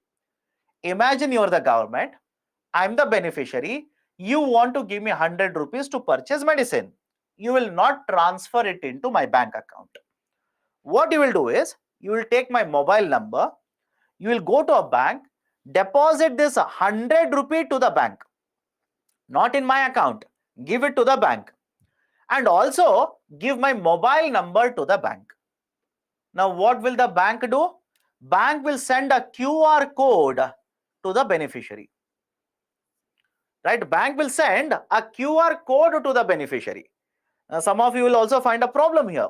You'll say, sir, what if I don't have a smartphone? Because QR codes will work out in smartphone, But what if I don't have a smartphone? Then government says, don't worry, I will send SMS now. I will send certain code in the form of SMS. So either a normal phone or a smartphone, doesn't matter. There's a system here. Now what I will do? I will take my mobile phone, go to the medical shop.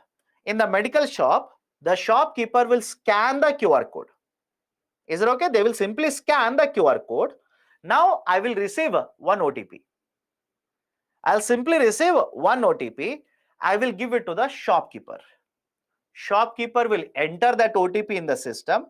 Now in the system, it will simply say 100 rupee worth of medicines, please give it to this person. The shopkeeper or the medical shop owner will give me medicines. Now, after this is done, have a look at this. The medical shopkeeper or medical shop owner has provided 100 rupee worth of medicines to me. And this data will be sent to the bank. Now, the bank will simply transfer 100 rupee to the medical owner or shopkeeper here. Right? The 100 rupee, that is the funds, will be transferred right to the account of the service provider, that is medical shop owner. Done. This is how e-rupee system will work. This is how e-rupee system will work. Right now, have a look at this. Is it a cashless system? Cashless in the system, in the sense, is the beneficiary getting a cash subsidy here? Let me know. Is the beneficiary getting a cash subsidy here? No, beneficiary will not get cash. Second, or somebody says yes. No. Please say no. Beneficiary is not getting cash here. Earlier, the government used to transfer the 100 rupee into my bank account. Now they will not do it. Right? No cash. Point number 2. Is there a requirement of a bank account for the beneficiary? Let me know. Is there a requirement of a bank account for the beneficiary here? Absolutely no. So one of the problems I said in case of DBT was a bank account itself. Are we not addressing it? Are we not addressing the whole issue here? That bank account is nowhere required for the beneficiary. Point number 2. Point number 3. Is there a scope of misuse of the cash? That is 100 rupee. 100 rupee was given to me earlier. Is there a scope of misuse of this 100 rupee now? Can I use it for anything else? Absolutely no. You cannot take the QR code, go to, let's say, a restaurant and order a biryani. That will not be allowed. You cannot take a QR code, go to Inox and say, I want to watch John Wick, give me one ticket. That will not be allowed. So what is allowed? That QR code, you can take it to only the medical shop, and only the medical shop owner will be able to scan it and give you the tablets or, let's say, medicines.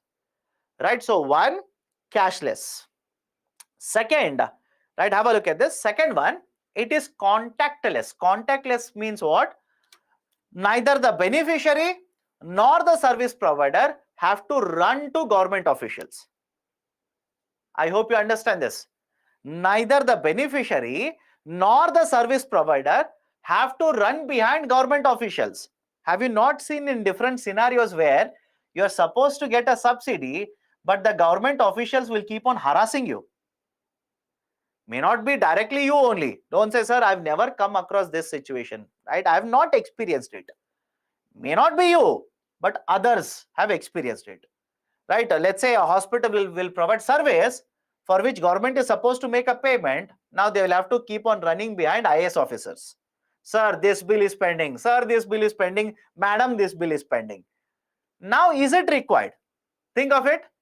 Do you need to approach government officials here for either for getting a benefit or getting a payment? Absolutely no. Why? In the bank, already the funds are transferred. Right? Look at the beauty of the system. In the bank, already the funds are there.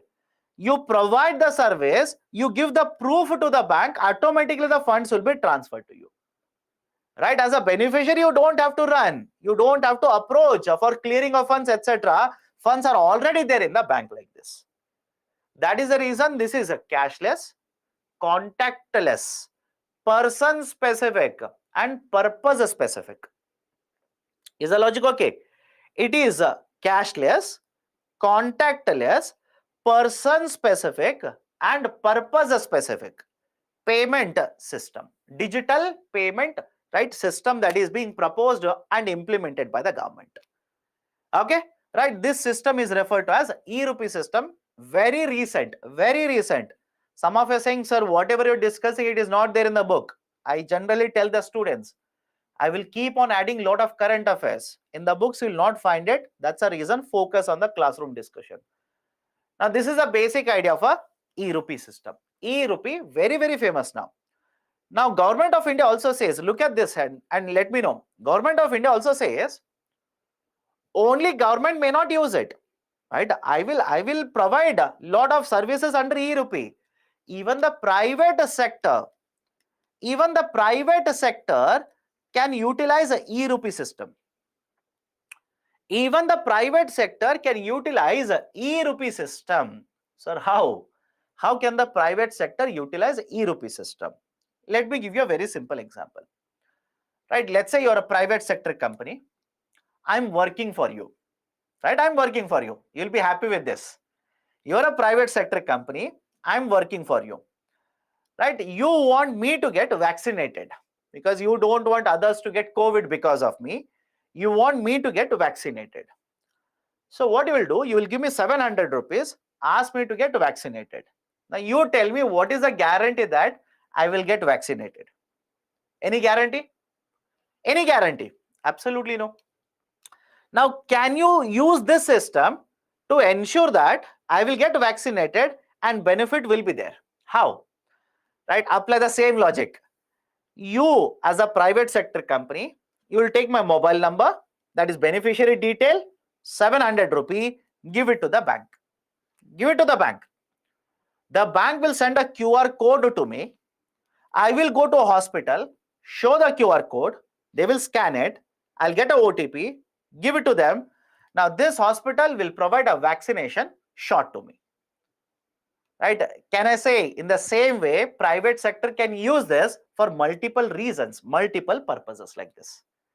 Right? So the beauty of this system, government says, I will use it, but apart from me, in addition to my usage, even the private sector can utilize the e-rupee system. Even the private sector will be allowed to use the e-rupee system. Done? Now, right, who has developed this e-rupee system? These are the agencies. Please remember this. First one is NPCI, National Payments Corporation of India. In addition to this, there is a DFS, Department of Financial Services, part of Ministry of Finance. DFS comes under Ministry of Finance. Ministry of Health and Family Welfare, MOH and FW, and National Health Mission. So these are the four agencies. Mainly it is NPCI, but in addition to NPCI, these are the other agencies, right, which are involved in the development of e-rupee system. Now, who are the participants in the e-rupee system? Who are the participants? Right, one is a service provider, service sponsor, the one who is going to provide money for the services. It could be a private sector, it could be the government. It could be the private sector, it could also be the government. Service provider is there. It could be a hospital, shopkeeper, medical shop owner, right, etc., etc., etc. There is no limit, right, in what way you can use it. Sky is the limit. You can use it in any of these schemes, any of the schemes, right? Bank as well as the beneficiary. These are the four participants, right, who are there in the system of e-rupee. Right? So what are the advantages of all of it? What are the advantages? What are the benefits we are expecting from this? One, you don't have to have a bank account. That's the first one, most important. Remember this. Right? Why? Under the direct benefit transfer, one of the constraint, one of the limitation was having a bank account. Because if you have a bank account, again, you'll have to travel all the way to the bank. These are far enough. You don't know how to use a smartphone. That's a problem, right? That is online banking. You don't know how to operate it, etc. But here, you don't have to have a bank account itself. You can use a normal phone. Okay. Ensure the money is used for the right purposes. That's also very important. Purpose specific. Purpose specific. Privacy of the beneficiary is protected. That is, as of now, the guideline says the beneficiary, if they have a QR code, they can simply go to, let's say, a shopkeeper, show the QR code, get the medicine. Go to hospital, show the QR code, get the treatment. They don't have to disclose any details. They do not have to provide any personal details to the service provider. Voucher redemption can also be tracked by the issuer. For example, you are the government, you have issued a e-rupee voucher, that is 100 rupee voucher in my name. You have given it to 100 rupee, you have given it to a bank. Now you can find out whether the bank has issued a voucher in my name or not. That's a QR code. Have I used the QR code? If yes, on which date it was issued? On which date QR code was used? Where was the QR code used? In which shop the QR code was used? You can get all the information. Right? The voucher redemption can be tracked now by the issuer. They can simply track it. Voucher has a verification code also, OTP. Right? Because some of you will simply say, sir, what if right, the QR code is basically sent to somebody else?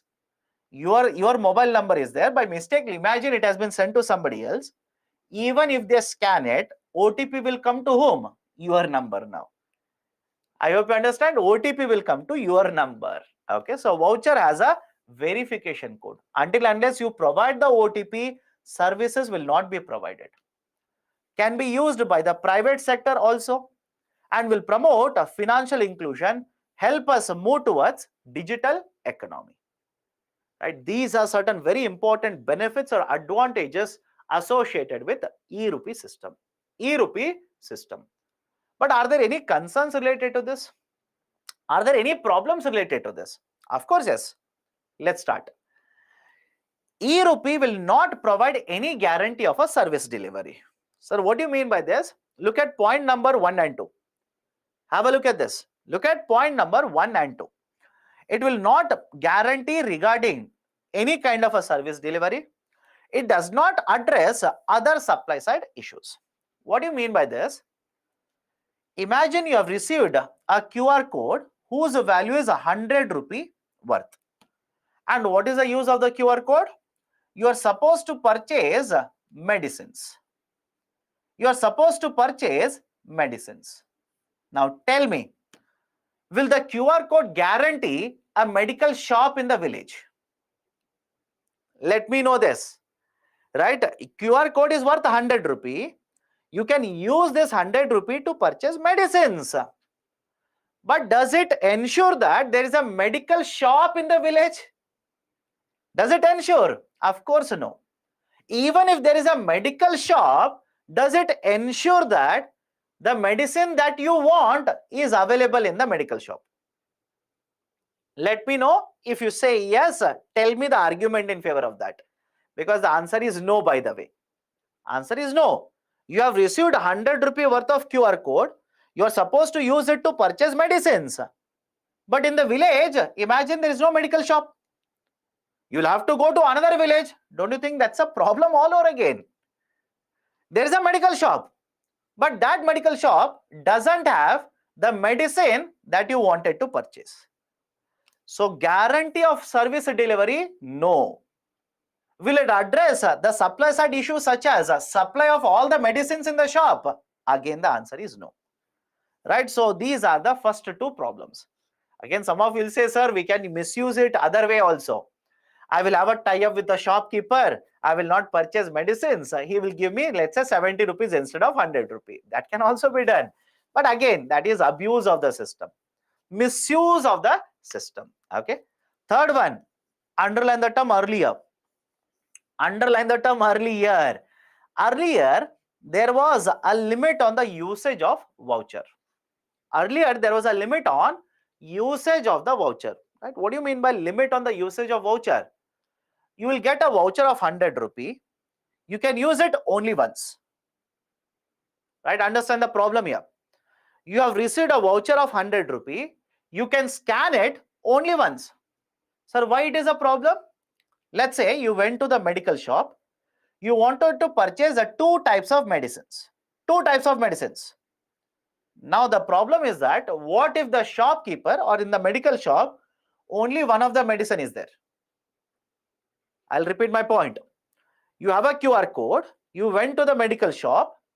You wanted to purchase two medicines. One of them was there. One of them is not there. Now the problem is that you want to purchase one medicine, but if they scan the QR code once, it is not usable after that. Now some of you will say, sir, I will wait for other medicine also. But what if they take 5 days to bring the second medicine? 3 days to bring the second medicine? Don't you think you are delaying taking treatment? I hope you understand. So earlier the problem was, one, the QR code was not allowed to be scanned more than once. And even the value of the QR code was lesser earlier. That is, a maximum value of a QR code that could be issued by the government was 10,000 rupees. Now this is a problem.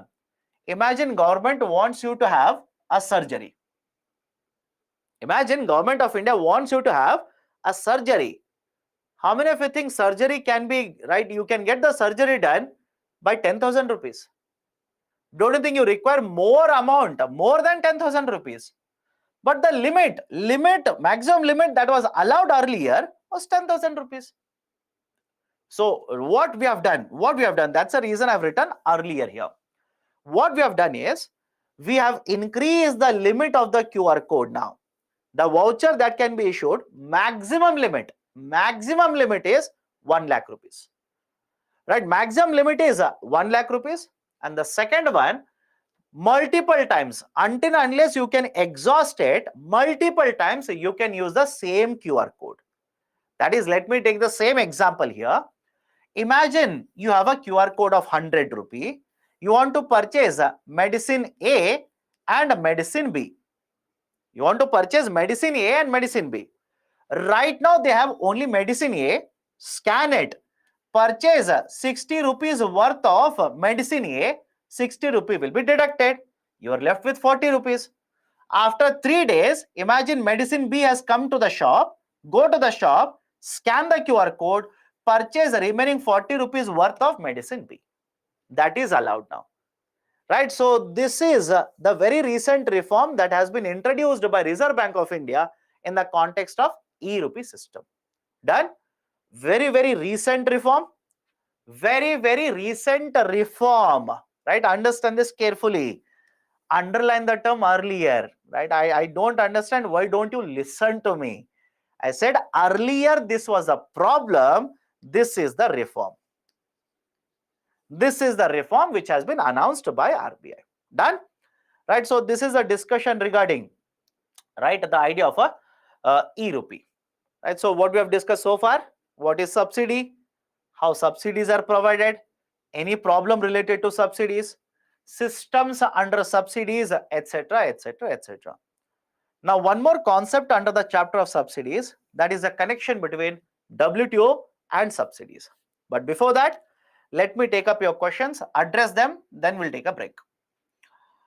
Is CBDC only used for subsidy or daily use like transaction? CBDC is a different concept. You're talking about digital rupee. I hope you understand. CBDC, you're talking about digital rupee, central board digital currency. Digital rupee is different. E-rupee is different. Is it okay? Digital rupee is different. E-rupee is different.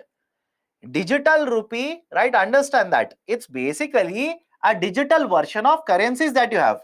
For example, if you open your purse, you will have 500 rupee. You will have 200 rupee. You will have 100 rupee currency note. Rather than that, RBI says, I will not print the currencies now. Open a wallet. Open a wallet. In the wallet, you can receive digital money.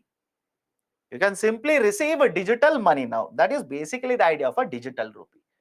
Right? E-rupee is not digital rupee. E-rupee is a voucher system. It's a payment system. It's different. Okay. If bank account is not required in e-rupee, then how a bank can give QR code to the right beneficiary? My dear, did you listen to the process? I said your mobile number, beneficiary mobile number is given. Government will give the beneficiary mobile number. You will get the QR code to your mobile, not in your bank account. Okay.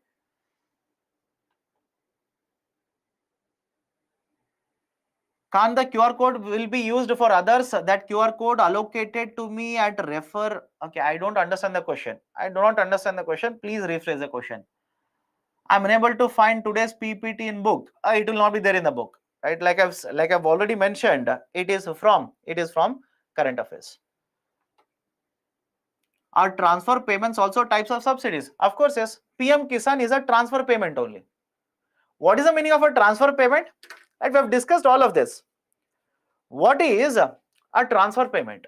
Transfer payment are one-sided transfers without any transfer of goods or services. Tell me, is a PM Kisan transfer payment or not? I hope you understand.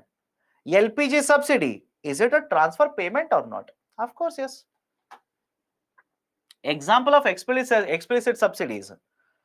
Any subsidies that you can think of right now, for example, fertilizer subsidy, it is an explicit subsidy. PM Kisan, NFSA, right? Fertilizer subsidy, all these are explicit subsidies only. Okay. How bank will know he is the right person to be given QR code? Bank will not identify the beneficiaries. I hope you understand. Bank doesn't identify the beneficiaries. Government has identified the beneficiaries. Government will simply give the list of the beneficiaries with their mobile number. Bank has to simply ensure to these mobile numbers QR code is sent. That's it. That is the role of the bank. Okay.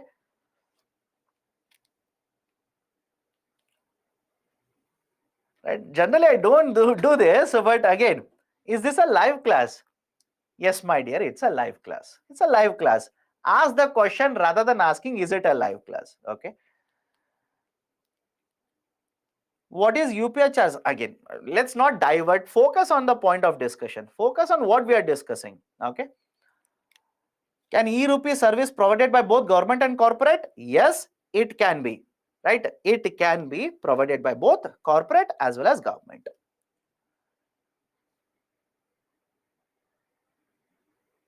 NACH, right? Again, not needed right now. Right? Don't try to read everything into subsidies only. Don't bring everything under subsidies. What is NBS? Nutrient based subsidy. Again, I'll repeat it. Right? Let me give an equivalent example. Don't write that, but all of you know, to prepare certain, let's say, breakfast, you require raw materials. Let me simplify it much further.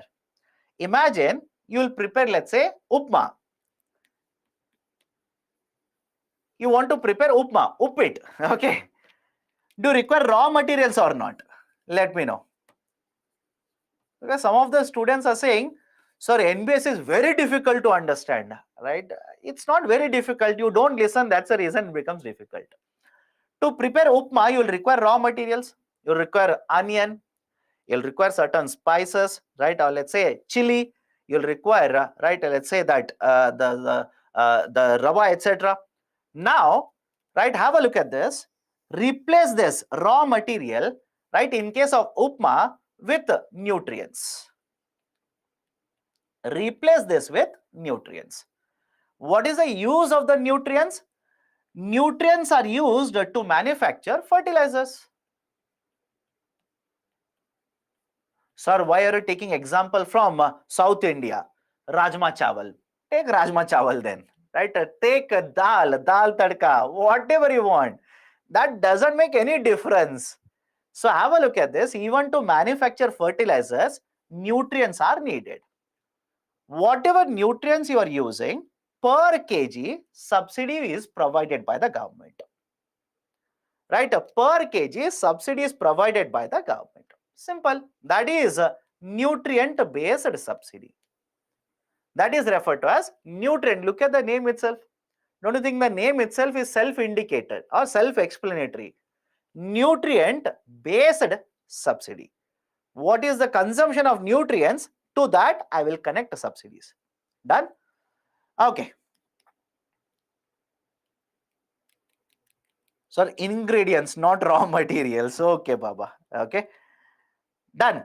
So let me take a break now. Let me take a break. We'll restart again at 8:20. We'll restart again at 8:20. Take a break.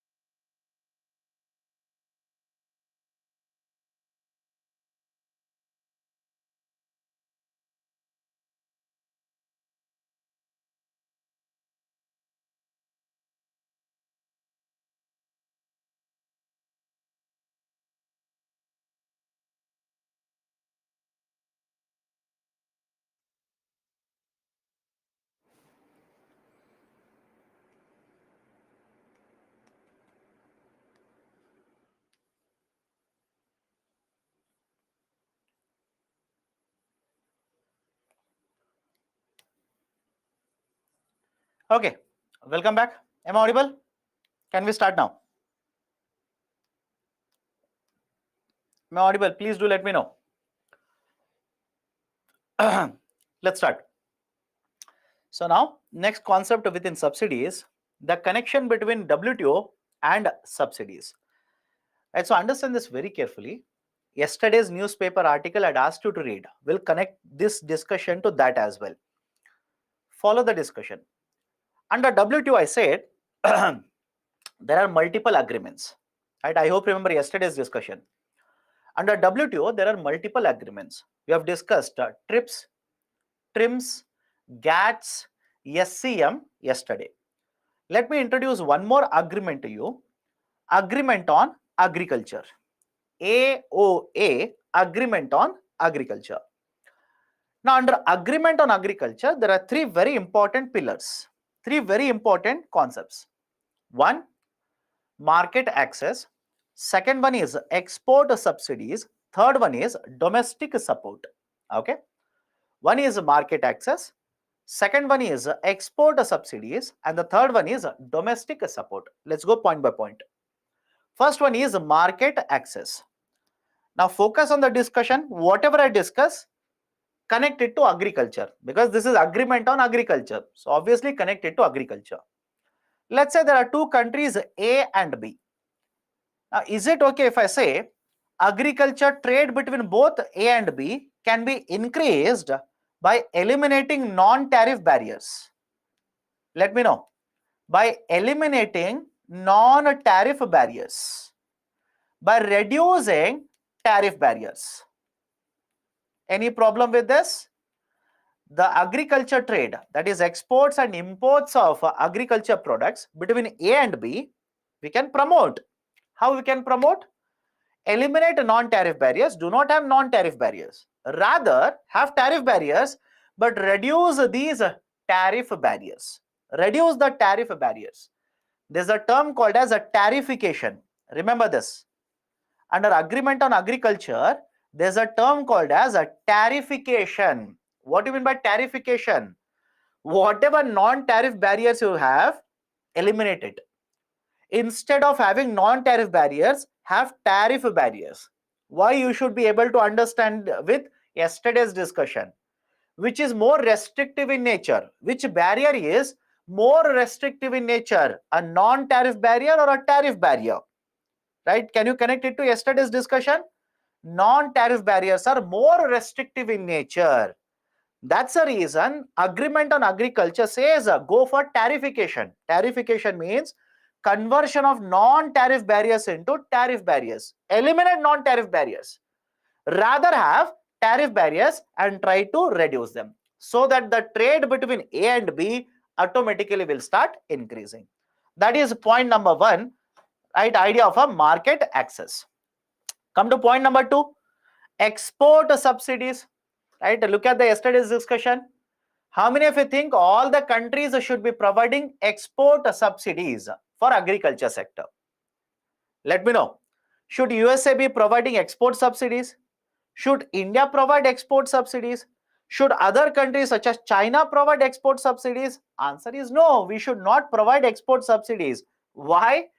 Export subsidies will basically be provided by lower income countries, poorer countries. But you are a very rich country, do not provide export linked subsidies. If you provide export subsidies, basically your exports will start increasing, other countries will not be getting the benefit from it. And the third point, most important point, follow this, domestic support. Third point is the domestic support. Now what is this domestic support? Reduce the subsidies that you're providing to agriculture sector.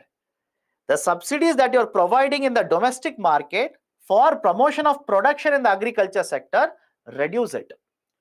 Sir, why should we reduce it? I will introduce a term that is a trade distortion.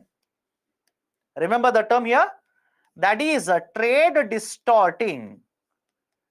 Sir, what do you mean by trade distorting?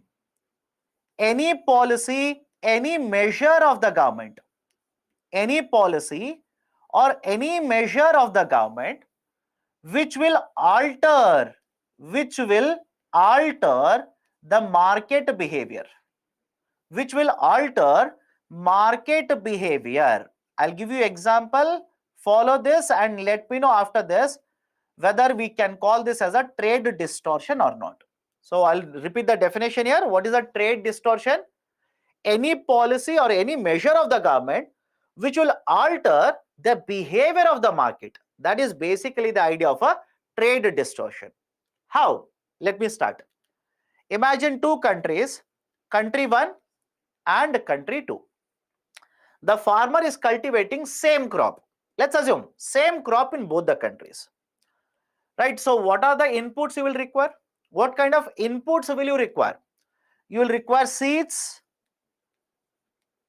you will require fertilizer, you will require electricity. Done? I'm taking three simple examples. What are the inputs you require? You require seeds, you require fertilizer, and you require electricity. Let's say in the country 1, the farmer will pay 10 rupees, 10 rupees and 10 rupees.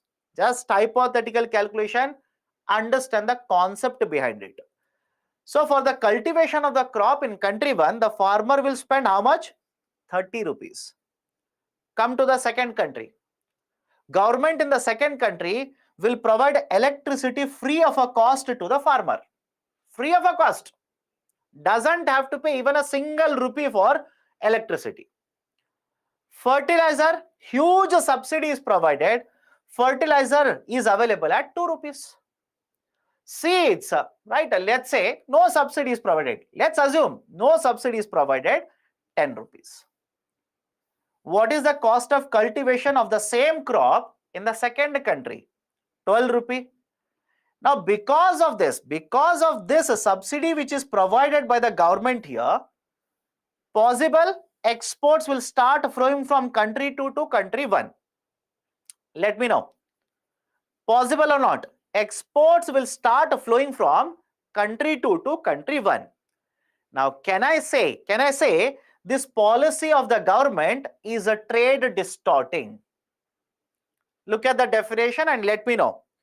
Can I say this policy of the government in country 2, it is a distorting trade between country 1 and country 2? Because if government of country 2, if they had not given any subsidy, exports may or may not flow. Most probably they will not flow. But what is happening? Because the government of second country is providing lot of subsidies, whatever is the market behavior, whatever is the trade between country 1 and country 2, that is disturbed. There is a change in the behavior, in the market. This is called as a trade distorting measure. Trade distorting measure. Done? This is the problem. This is a problem, big problem in the agriculture sector. That is the precise reason. Have a look at this. That is the precise reason. Under agreement on agriculture sector, what WTO says is, try to divide the subsidies into 3 brackets. Right? I'll repeat this. Follow this very carefully. This is important. We'll connect it to current affairs. Under agreement on agriculture sector, try to divide these subsidies into 3 brackets or 3 classifications. What are these classifications? We'll follow a methodology called as a traffic light approach. Traffic light approach. In the traffic light, I'm pretty sure all of us seen the traffic lights. Either vertical like this, horizontal like this, doesn't matter. Right? You will have a red color, you will have a amber color, you will have a green color. Right? Anybody here who says no, sir? Right? No red color in the traffic light, no green color in the traffic light. But what is the meaning of the colors? If this is red, what is the meaning of the red color in the traffic light? It simply means stop. Simply means stop. Don't go forward. Stop there itself. If it is green, what is the meaning of the green color? Right? Go ahead. Go ahead. No issues. Please move forward. And what is the meaning of this amber color? Amber color simply represents slowing down. slowing down. For example, you're going like this, green light is there, right? Now it has shifted to amber. It simply means now it is shifting to red. Please slow down. But for most of us, it is completely different, right? I'm pretty sure you will behave this way. I will also behave this way. Imagine you're going in a traffic light, green is there, suddenly it will shift to amber. Rather than slowing down, what we do? What do we do? Do we slow down? No. We will, right, increase the speed. We want to go fast, right? Fast and furious. So argument is simple here, right? Understand the technical idea here. Green means please go ahead. Amber means slow down. Red means stop.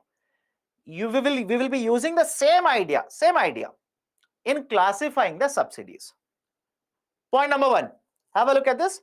Point number one. Green box subsidies. What do you mean by green color? What do you mean by green color? Please go. Please move. No problem. Please go. So have a look at this. Whenever certain subsidies are provided by the government to agriculture sector, right? To the agriculture sector, which are not distorting the trade. I'll repeat the statement. Whenever subsidies are provided by the government to agriculture sector, which are not distorting the trade or creating negligible distortion, these subsidies are kept under green box. Right? These subsidies are kept under green box subsidies. Right? Any example of this? PM Kisan scheme. PM Kisan scheme. PM Kisan scheme. PM Kisan scheme is a green box subsidy in India. It is not distorting any trade. It is not creating any kind of distortion. Right? Some of you will ask, sir, how do you prove that?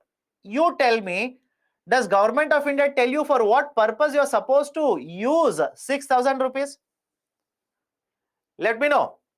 Right? For what purpose you are supposed to use 6,000 rupees? Does government, right, mention it? Absolutely no. Can you use the 6,000 rupees to purchase seeds? Left to you.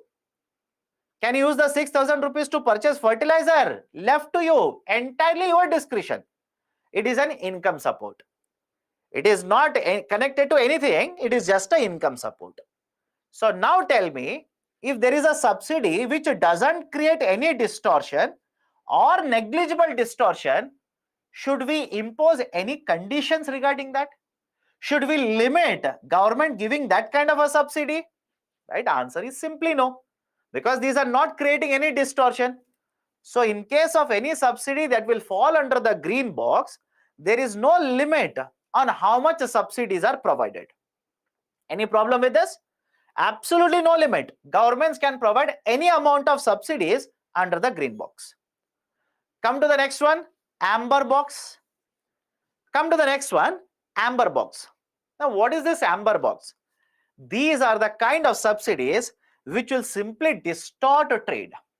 Sir, any example of these kind of subsidies? My dear, please look at the example here. What about fertilizer subsidy given by the Government of India? Will it distort the trade or not? Let me know. What about the electricity subsidy given by the states? Will it distort the trade or not? And the third one, most important, let's connect it to current affairs now. MSP, minimum support price. Let me start. What is MSP? Right, have a look at this. What is MSP? I'll come back to this, don't worry. What is MSP? MSP basically is the price that is paid by the government whenever they procure food grains from the farmers. Right, look at the definition here itself. What is MSP? Minimum support price. It is the price that the government will pay when they purchase the food grain from the farmers. Now, why does the government purchase food grain from the farmers? Government has a food distribution program. Government runs a lot of food distribution program. These programs are run for a simple reason, to provide a food grain for poor houses. At least that's the objective. How many houses are covered? Right? Will only poor be covered? We'll discuss that tomorrow. Have patience. But is it okay if I say government will run food distribution programs such as right NFSA, Pradhan Mantri Garib Kalyan Anna Yojana, midday meals, etc. For what purposes? For the purpose of providing welfare for the poor people. Right now, to provide for the welfare, government will purchase the food grain and use the food grain for distribution. Now this policy, have a look at this. This policy of government purchasing the food grain and keeping the food grain, this is called as a public stocks. This is called as a public stock. If you've read the newspaper yesterday, this term was there in the newspaper. Right? Government, in order to distribute the food grains, distribute food or provide food, etc., will purchase food grain. But when the government will purchase the food grain, government will pay money. That money that is paid by the government is called as minimum support price. Now, this is a part of amber box. This is a part of amber box. Why? Have a look at this problem here. Have a look at the problem here. Here is Government of India. Government of India will announce MSP, let's say, for wheat. In fact, they announce MSP for more than 20 crops. We'll discuss that also later. It will announce MSP, let's say, for wheat and rice. And the MSP for wheat and rice, imagine it is high. Now start answering. Is it okay if I say cultivation of both wheat and rice will increase in India? Let me know. If the MSP announced by the government is higher, will the cultivation of rice and wheat increase or not? Of course, yes.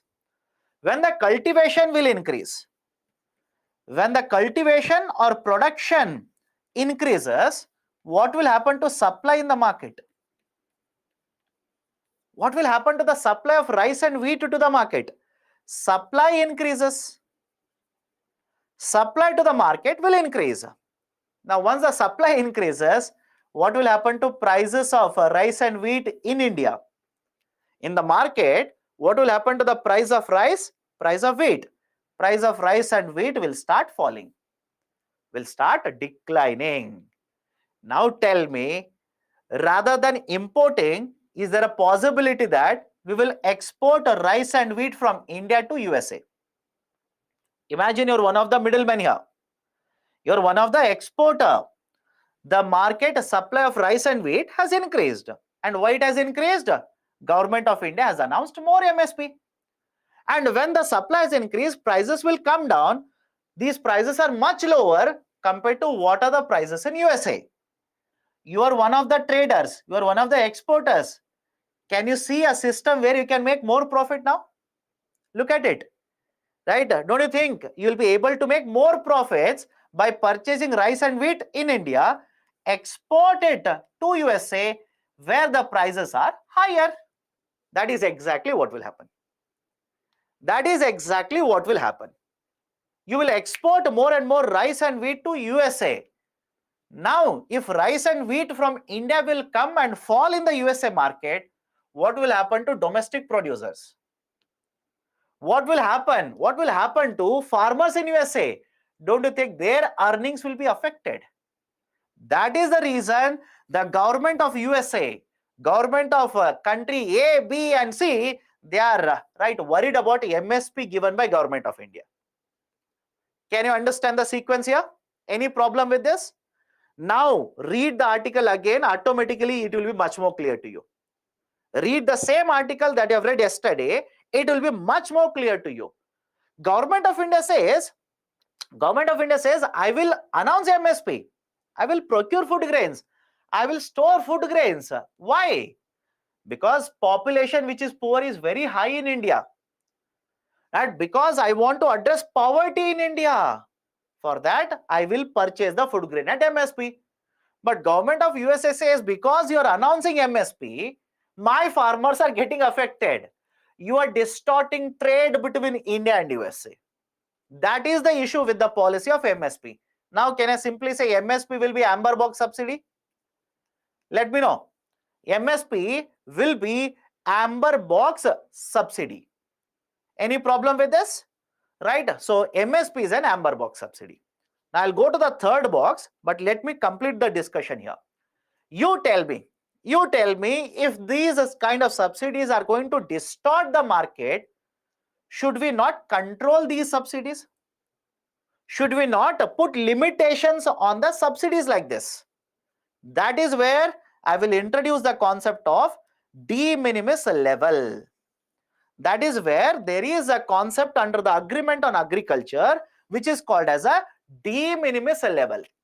What is this, a de minimis level, or some of the books will also write it as a limit? What does this de minimis level or de minimis limit say? Right? If you are a developing country, the amount of support is nothing but subsidies. The amount of support that you provide, which are trade distorting, should be limited in case of a developing countries to 10% of value of production, and in case of a developed countries to 5% of value of production. I'll give you calculation, have patience. The de minimis limit or de minimis level states that if you are a developing country, the amount of support that you provide, subsidies that you provide, which are trade distorting, should be limited to 10% of value of production. And if you're a developed country, should be limited to 5% of value of production. Sir, what do you mean by this? Let's say hypothetically, the total value of rice cultivation in India, the total value of rice cultivation in India this year is $100 billion. The total value of rice cultivation in India is $100 billion. What is the limit for India? What is the limit? India is a developing country. What is the limit imposed on government of India? 10%.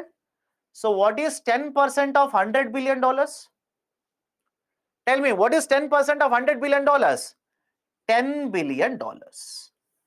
So the amount of trade distorting measure which is given by government of India should be limited to $10 billion. This is what the de minimis limit or de minimis level says. Any problem with the next point? Right? That is de minimis limit. But again, this is what I've tried to do here is I've tried to simplify the calculation. Is the calculation so simple? Absolutely no. I'll repeat the statement. Right? I'll repeat it. I have tried to simplify the calculation. It is not so simple. It is not so simple. Trust me. Sir, why it is not so simple? Look at the calculation I've done in what terms? Have I done the calculation in terms of rupees or dollars? I've done in dollars. Now, if you provide subsidies in India, will you provide in dollars or rupees in India? You'll provide in rupees. Now the question is, what is the exchange rate you will count? Simple. What is the exchange rate? Are you going to take the current exchange rate or a historical exchange rate, etc., etc.? That is the reason. Please understand my statement here. You do not have to understand calculation. That is not needed. Is the calculation easy? No, it is very difficult. There is no fixed methodology for calculation. India will calculate in one way. USA will calculate in another way. There is a concept of a base year, 1986, 88 prices have to be taken. Historical exchange rate has to be taken, etc., etc. You don't worry. You simply understand calculation is done, but there is no uniformity. India has a different methodology. USA has a different methodology. You will have to remember this. Done? Right. So next point is important here. The governments will calculate like this: de minimis level, de minimis limit. You should not be crossing 10% limit. You should not be crossing 10% limit for developing countries, and for developing countries it should not be more than 5%. It is calculated individually crop wise. I repeat, it is calculated individually crop wise, rice, wheat, like this, and it is calculated for overall agriculture sector as well. For overall agriculture sector also calculation is done. Individual crop wise also calculation is done. Now what is the issue here? What is the issue? WTO started functioning in 1995. All of you remember this, right? WTO started functioning in 1995. Now, don't you think whatever methodology we are using, the methodology was decided long time ago? Think of it. Whatever methodology you are using, it was decided long time ago. In fact, remember this. WTO started working in 1995, but the negotiations regarding WTO started back in 1986. I hope you understand this. WTO was established in 1995, but it's not like all the countries will meet in 1995. They'll say, okay, let's start. No, negotiations were conducted. Multiple rounds of negotiations were conducted back from 1986 itself. So all of this methodology, etc., was decided many decades ago. Don't you think situation of India was completely different in 1990s compared to today? I hope you understand the counterpoint of Government of India. Government of India says all of this was decided decades ago, and you're asking us to follow the same thing even today. How is that possible? Let's review all of it. That is the viewpoint of Government of India. Point number one. Point number two, right? Look at this very carefully. The number of people who are poor in India are very high. Number of farmers who are also very poor is very high in India. Now you tell me which is more effective for Government of India to provide welfare. Is it the green box subsidy or an amber box subsidy in the context of India? I'll repeat it.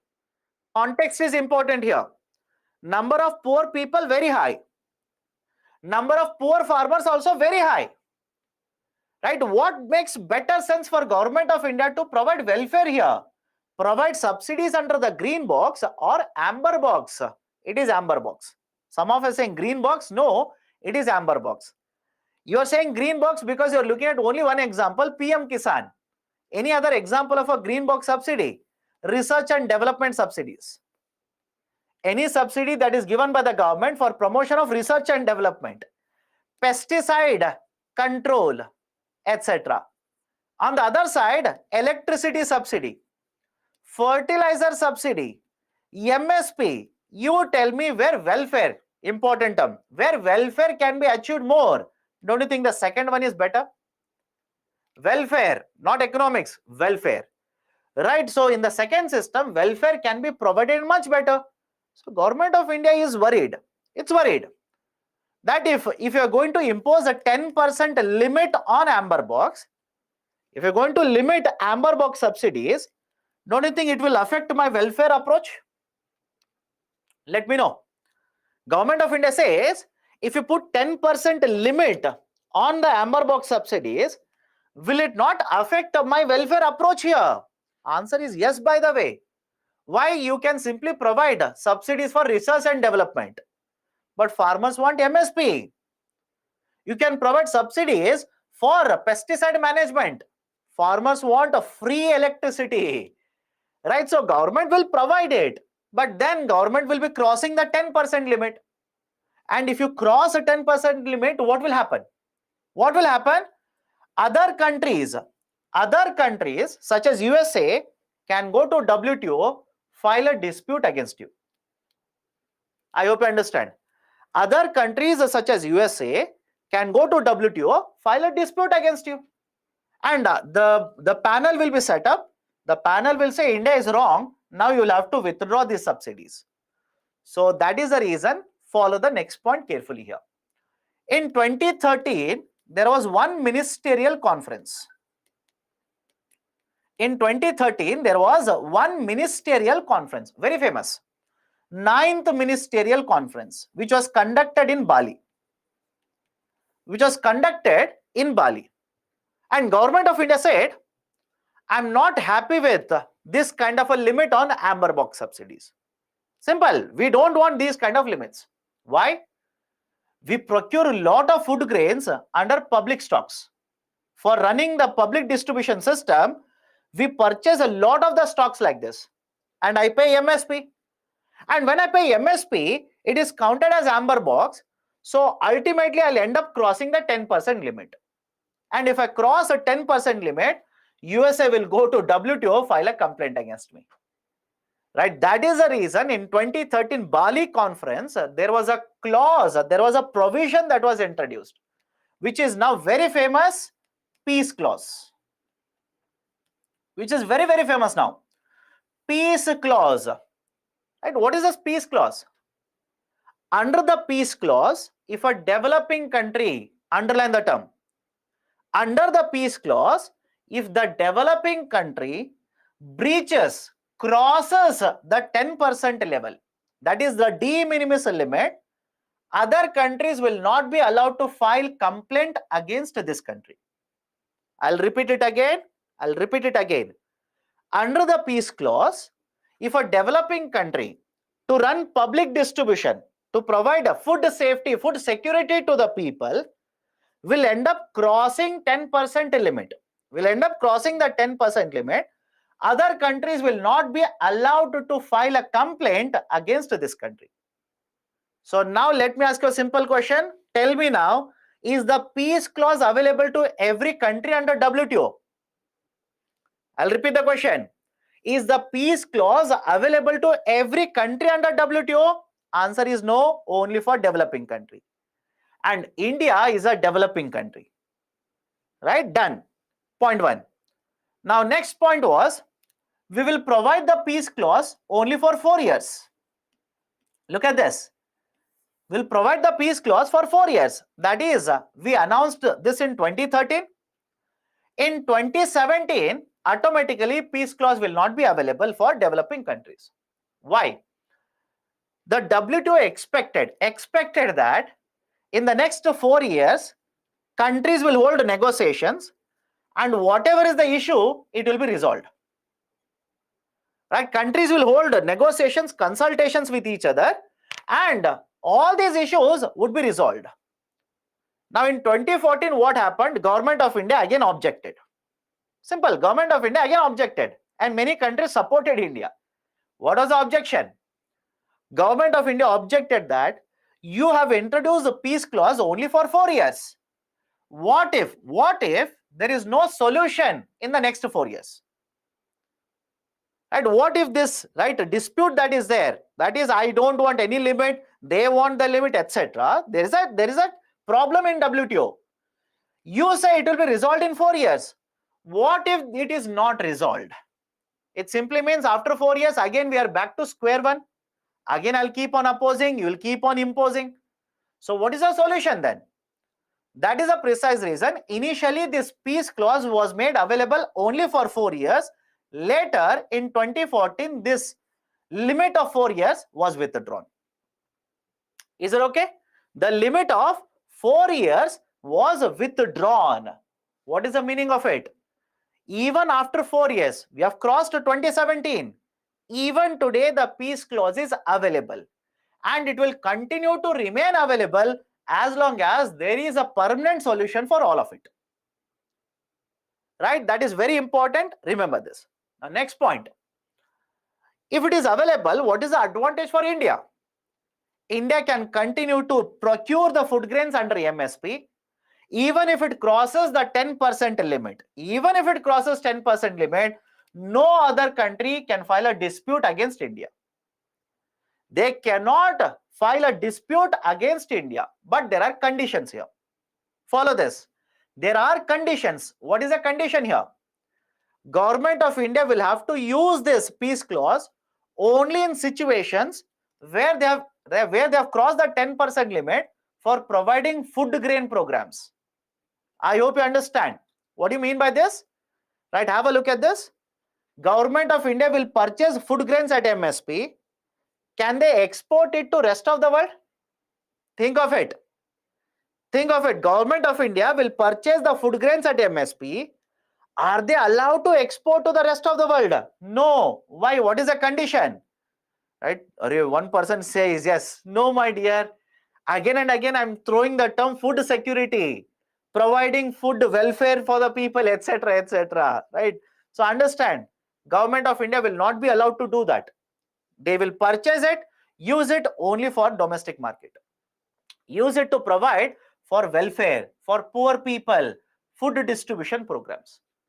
And second, right, government of India, whatever clarifications are asked by other members regarding their programs, whatever clarifications are asked by other members, government of India has to provide it.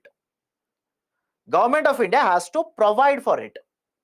Right? And third one, if government of India will announce MSP, right, announce MSP, right, they will basically, right, they will procure this, right, the crop under MSP, rice and wheat, etc. They will procure it.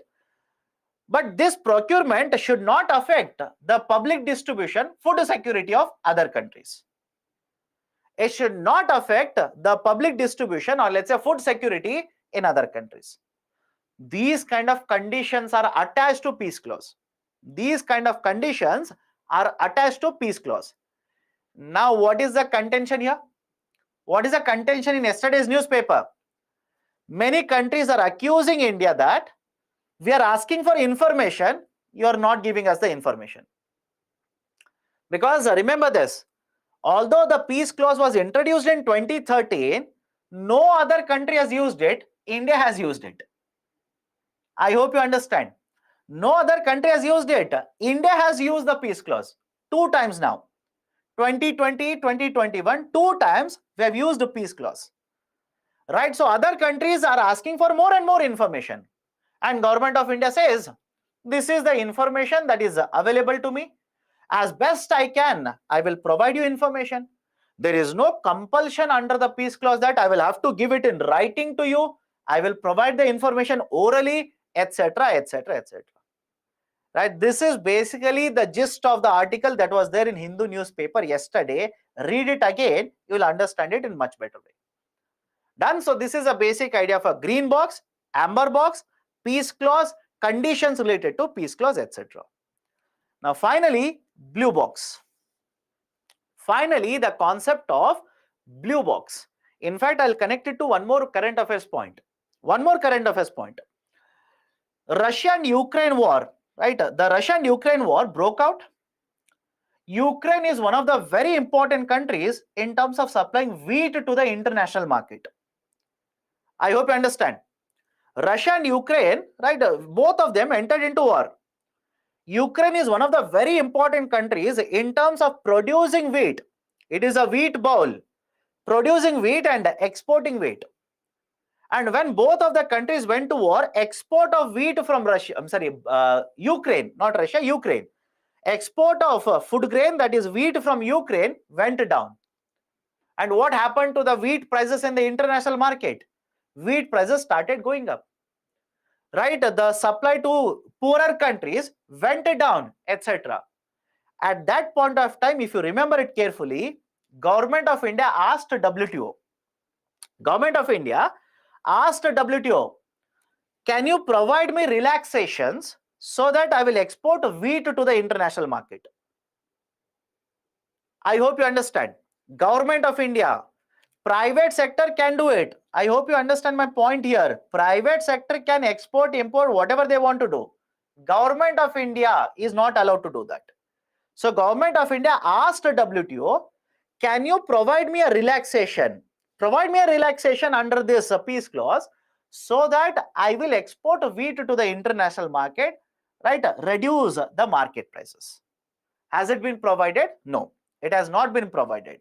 Done. So this is also one of the very important current affairs point. Now come to the blue box. Come to the blue box. Right? What is this blue box? Blue box basically trade distorting policy. It's a trade distorting subsidy. But please understand, there is no limit on blue box subsidies. Why? Government can use the blue box subsidies to control production. I'll repeat it again. Blue box subsidies are those subsidies which are trade distorting, but government will use these subsidies to control, limit production. Hence, there is no restriction on subsidies under the blue box. Sir, what do you mean by this? Let me give you a simple hypothetical example and underline the term hypothetical, because in case of India, we do not have it. I'll give you an international example. So imagine in India, government will announce MSP policy like this today. Right? The class is over, you'll switch on the TV, Prime Minister will be there in the TV, and the Prime Minister says, henceforth, MSP will be given to the farmers who cultivate wheat, but the cultivation should be done only in 1 hectare of land. Understand this carefully. Right? What is the announcement? Prime Minister says, I will pay MSP, procure wheat from any farmer. But the condition is what? Condition is that farmer should not cultivate wheat on more than 1 hectare of a land. Now, right, is it okay if I say, if the farmers want to earn MSP, they cannot cultivate wheat on more than 1 hectare of a land? And if you basically cultivate only on 1 hectare of a land, tell me what will happen to production of wheat? What will happen to the production of wheat? Will the production of wheat increase or become restricted, decrease? Is it okay? It will be restricted now. It will be controlled. Is it okay? It will be restricted or controlled. But is MSP trade distorting? Think of it. Is the policy of MSP trade distorting? Yes. But I'm using a trade distorting policy to control or limit production. MSP as such is a trade distorting policy, but I'm using that policy to control or to restrict the production, right? Limit the amount of production, right? That is a basic idea. These kind of subsidies are referred to as blue box subsidies. Now you can search hundreds of books. There is no example given for blue box subsidies. I will give an example. In case of India, you generally don't find the blue box subsidies, but in China, there was one type of a subsidy that was introduced in 2015 and 16, and the name of the subsidy, which basically is a blue box subsidy, is a corn producer subsidy.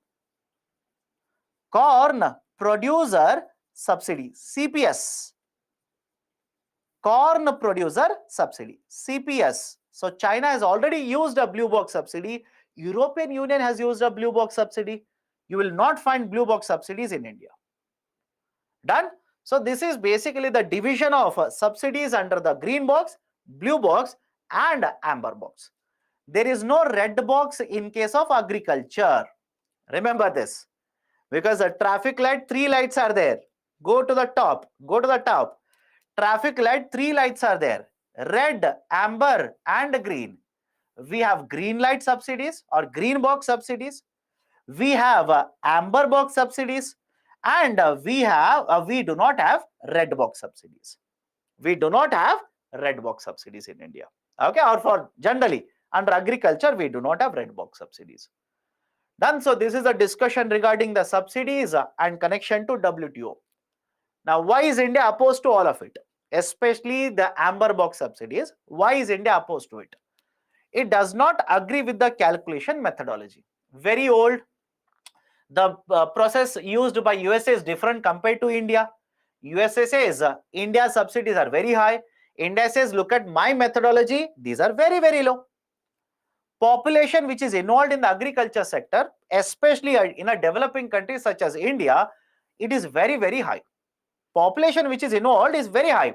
For example, generally around 49% of working population in India, it is there in agriculture sector.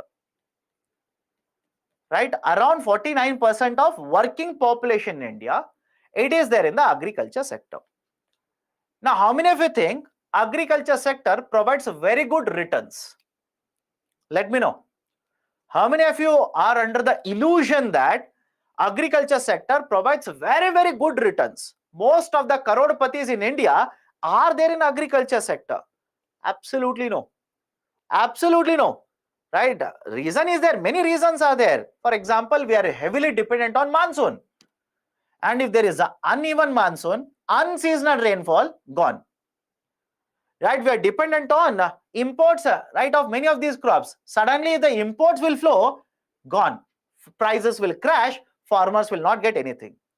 Supply increases suddenly to the market, right, market prices will crash, farmers will not earn anything.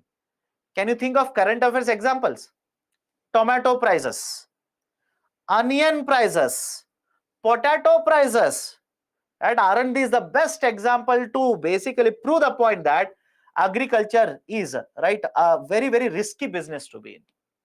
So government of India says, in that case, I will have to provide welfare. I will have to introduce certain policies to protect the interest of the farmers. One of the policies is MSP. Another policy is providing free electricity, provide fertilizer at a lower cost, etc. It is a livelihood issue for a very large number of poor farmers. Large number of farmers are poor in India, right? In fact, I've told you the data earlier. As per agriculture census, more than 86% of the farmers are small and marginal.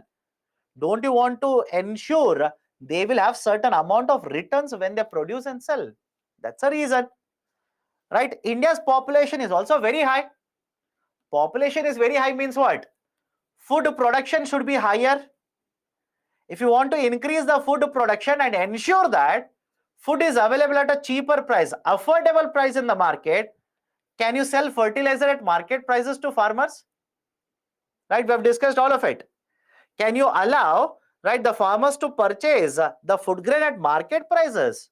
Then the food grain cost will increase. Inflation will be caused. Right, population which is very poor will not be able to afford food grains. Okay. Western economies provide much larger support per farmer. Right, a technical term used by a government of India. Look at USA, look at Canada.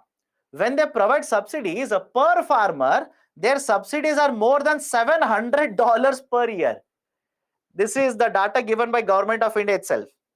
If you look at US and Canada, per farmer, the government in both of these countries provide subsidies to the farmers to the account of more than 7,000 per year, $7,000. What about India? Government of India says per farmer annually, I provide support $49.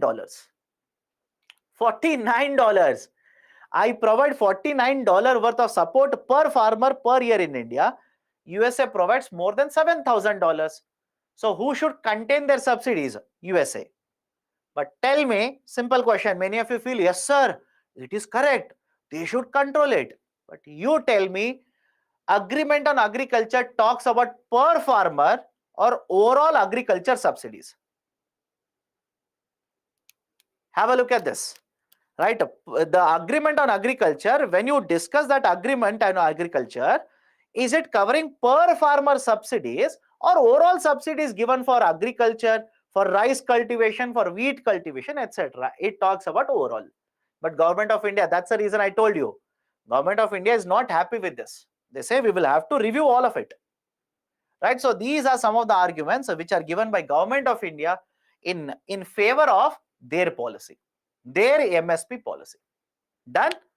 Okay, so this is a discussion regarding the concept of subsidies, the idea of the different types of subsidies, why subsidies are provided, what is e-rupee, how it is better compared to DBT system, what is DBT system, etc., etc., etc.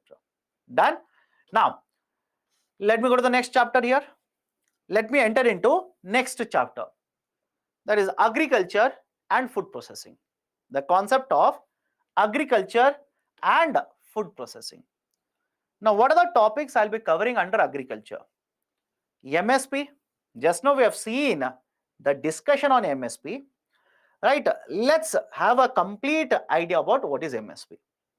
We'll discuss food subsidy as well as food security, agriculture credit, storage or warehousing, marketing APMC as well as ENAM, technology in the agriculture sector, food processing. Okay, then we'll enter into food processing. Okay, now let's start. Right, what is this idea for MSP? What is the concept of MSP? MSP, it is the price that is paid by the government on procurement of food grains from the farmers. Right? I'll repeat it. What is MSP?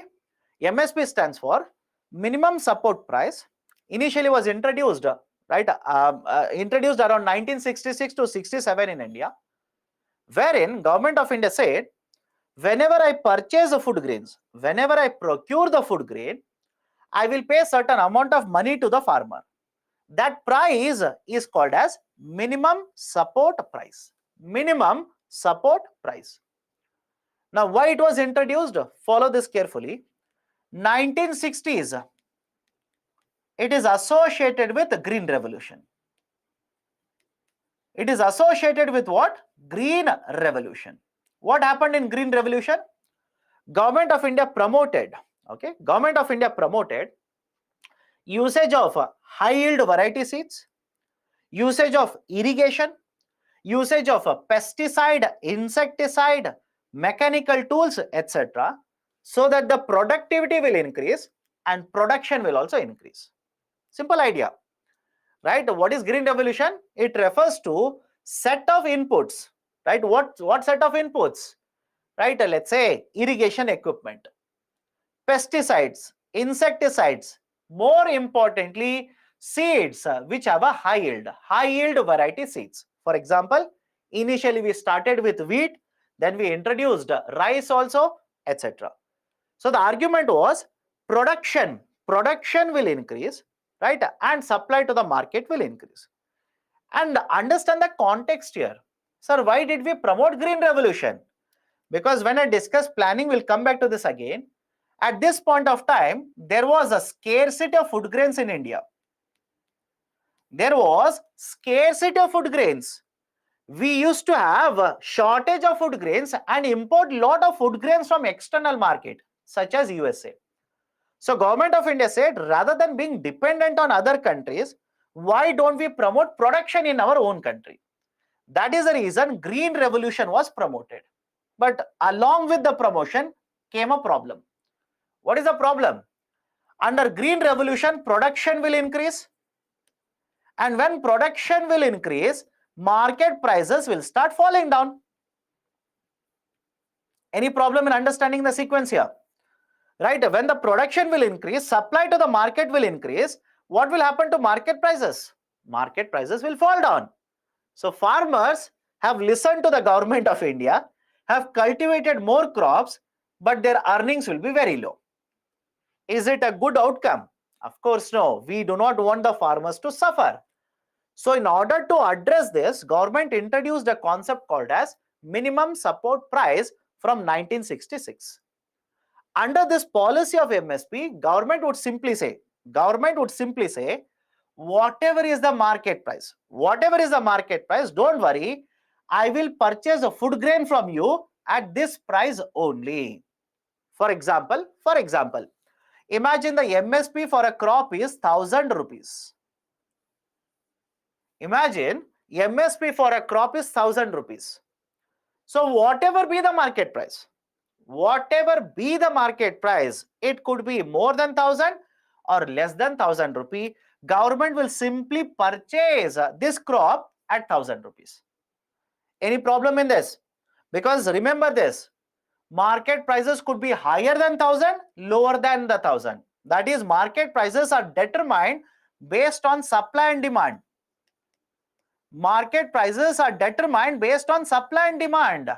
Today, if the supply increases, market price will come down. Today, if the demand increases, market price will go up. But in case of MSP, right, government will announce it. Whatever be the market price, government will simply purchase the crop at this price only. That is the idea or the concept of minimum support price, which was introduced by the government. Now next, central government will announce MSP. State governments, right? Center will announce MSP. State governments can also announce bonus. Remember this. Central government will announce MSP. State government will announce bonus. Right, sir? What is the meaning of it? Let's say here is a state government which has announced a bonus of 200 rupees. Center has announced MSP of 1000 rupees. If I'm a farmer, I will sell the crop. I will not only get MSP of the central government, I will also get the bonus from the state government. So how much money I will get in this example?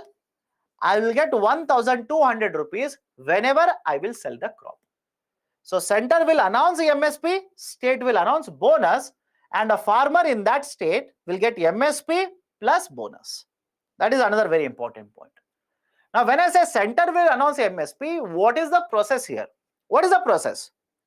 There is one authority, CACP, Commission for Agriculture Cost and Prices. Commission for Agriculture Cost and Prices. CACP will consider various factors in the economy. For example, CACP will consider what is the cost of the production. It will consider what will be the supply in the market, in the domestic market, in the international market. How much will be, right? How much will be the demand for the crops in domestic market and external market, etc., etc., etc. There is a list of the factors considered by the CACP. Based on that, they will give recommendation to Cabinet Committee on Economic Affairs.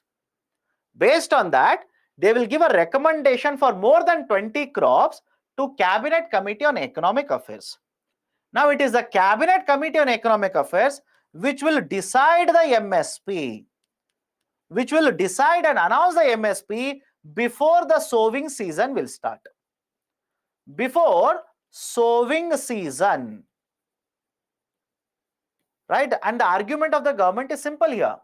I will announce it before the sowing season so that the farmer will know, right? The farmers will know which crop to cultivate. Based on their requirement of MSP, they can cultivate any crop that they want to. Right? That is basically the concept of the Cabinet Committee on Economic Affairs deciding the MSP and the CACP recommending it to Government of India. That is Cabinet Committee on Economic Affairs. Now, next point. How many crops are covered under MSP? How many crops are covered under MSP? I'll just go with the CACP website. The website says 23 crops are covered under MSP. And these are the crops. Have a look at it. These are the crops. Please have a look at it. Cereals are there. Pulses are there. Oil seeds are there. And commercial crops are there. Now, please focus on this and answer to me. How many of you think government will purchase all of these crops? Let me know. How many of you think, I've not given the answer, but you think of it and let me know. How many of you think government will purchase all these 20 plus crops? Right? You should say, sir, no, government will not purchase all of these crops. Why? Why doesn't government purchase all the crops? Let me answer that question. Why do you think government will purchase crops in the first place? Government will purchase the crops for distribution purposes. Any problem in this? Government will purchase the crops for what purposes? For purchasing, storing, and distribution. Now, how many of us in Government of India distributing coffee? Let me know. How many of you have seen Government of India distributing copra, cotton, jute, etc.? So that is the reason. Whatever is required, government has certain requirements. Whatever is the requirement, only those crops government will procure. Now let me add one more point, but I'll ask you a question on this. Let me add one more point and I'll ask you a question on this. If Government of India, think of this and answer. If Government of India will pay MSP and purchase a jute, and as a result of this, it will cross the 10% limit, can Government of India claim peace clause? Right? Think of this and answer. I'll repeat it again. Government of India will purchase a jute and pay MSP, and as a result of this, right, the amount of subsidies given will cross 10%. Can Government of India claim peace clause? Answer is no. It will not be allowed to claim peace clause. Some of us saying yes. No, you are not listening to the lecture carefully then. Right? Is jute part of food security? Is jute part of right the food programs run by Government of India? Did you not listen to the conditions related to peace clause? What was the condition? If the government will cross the 10% only for food security, I will allow that under peace clause. Is jute procurement connected to food security? Of course, no, not at all connected to food distribution. So why will other countries accept it? They will never accept it. Right? So that's the reason these kind of technical terms can be asked by UPSC. Books will not give you all of this. Trust me, these kind of questions will be asked by UPSC. You feel, sir, peace clause, they say it is allowed. So I think it is allowed. No, my dear. If you're going to cross 10%, only related to food distribution. Right? What do you procure for food distribution? In case of India, we procure rice, we procure wheat. So you cross 10%, I will allow you exemption. But if you pay MSP for jute and cross 10%, why should I give it to you? Right? That peace clause will not be applicable in such crops. Done? Right? So remember all of this. So MSP, as of now, 23 commodities are there. This is a list of the commodity. Now I'll focus on one of the commodity here, sugarcane. I'll focus on one of the commodity, that is sugarcane. Now what is this sugarcane? Why I'm focused on this? Now understand the process here. Sugarcane is cultivated, produced by the farmers. Will Government of India purchase a sugarcane? Will Government of India purchase sugarcane? No. Government doesn't purchase sugarcane. What the government says is farmers should take this sugarcane, sell it to sugar mill owner. Sugar mill owner. And what does the sugar mill owner do? They will purchase the sugarcane, convert that into, let's say, sugar, and sell it in the market. Convert that into sugar, prepare sugar, and sell it in the market. But here is a problem. Here is a problem. If I allow the sugar mill owner to determine the price, most of you think that should be done. If the government will allow sugar mill owner to determine the price at which they will purchase sugar cane, is there a possibility of abusing the system? And it has happened. Right? I'll repeat the statement here. If Government of India says, I will not decide the price of sugar cane, you decide. Right? Mill owner is purchasing, the farmer is selling. Let them negotiate, let them decide the price for the sugar cane. Is there a possibility of abusing the farmers here? How? Right? Understand this. As per science, when you harvest the sugar cane, basically cut the sugar cane, right? When you harvest the sugar cane, within certain number of hours, right, that is 1 or 2 days, the sucrose content will be very high. Liquid, right? The liquid sucrose content in it will be very, very high. And as you keep on that storing, if you keep on storing the sugarcane like this, after 2 days, after 3 days, you will lose the sucrose content. It will start drying out. Right? If you have eaten sugarcane, you will realize it. You will purchase sugarcane from the market. It is already harvested. You will keep it right on a table. After 2 days, it will start drying out. And once it starts drying out, whatever liquid you can get, sucrose you can get, will keep on getting lower and lower. Now tell me, you are the mill owner, I am the farmer. Am I not at your mercy? Let me know. Right? You are the mill owner, I am the farmer. Government is not intervening. Am I not at your mercy? That is, if you delay it by 1 day, if you delay the purchasing by 2 days, you will keep on holding negotiations. What will happen to my sugarcane? They will dry out. Now nobody will purchase. Right? You will ask me at 2 rupees per kg, 5 rupees per kg. I will not have any option but to sell it to you. That is a precise reason. In case of sugarcane, remember this, Government of India will announce FRP, fair and remunerative price. Does it make sense or not? Let me know. Fair and remunerative price. FRP, fair and remunerative price. FRP is the price that the mill owners will have to pay to the farmers. No option. The price that has to be paid by the mill owners to the farmers again is decided by Cabinet Committee on Economic Affairs, and the recommendation will come from CSCP, Commission for Agriculture Cost and Prices. Done? So these are the various important points regarding EMSP. Now further more points are there. We'll continue the discussion tomorrow. We'll continue the discussion. Many more points are there regarding MSP. We'll continue the discussion tomorrow. Let me take a pause now. Let's stop the discussion right now. Done? Okay. So before I wind up the session, let me address your questions. Here sugar mill owner might be at a loss, won't they? Right? What do you mean by sugar mill owner is at a loss? Let me know. That possibility is there. But what is the point that you're looking at? Let me know. Okay. Sir, what means MSP? It means government procuring price. If government not buy, then why include in MSP? My dear, point number one, rice is covered under MSP. But you tell me, simple question to all of you. Should the government purchase all the rice in India? Let me know.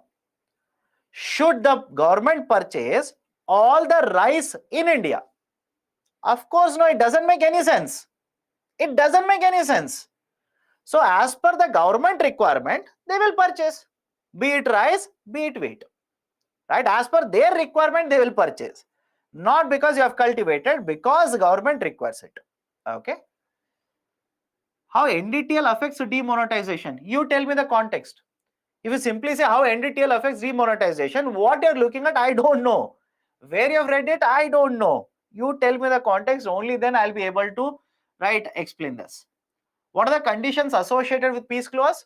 One, you should be purchasing the food grains for food security purposes, food distribution purposes. In such cases, if you cross 10%, I will allow it. I will allow you to claim peace clause. Right? And when you purchase the food grains by paying MSP, you will not be allowed to export it. You will not be allowed to export it. And third, when you purchase the food grains by paying MSP, it should not affect food procurement by other countries. Right? That is basically the idea of the conditions related to that. What is the abbreviation of CCA? And right, it simply means you don't even know what we have discussed so far. Did I not give you the abbreviation of CCA and CSCP earlier? Right? Focus on the classroom, my dear. What is banker in line with e-rupee?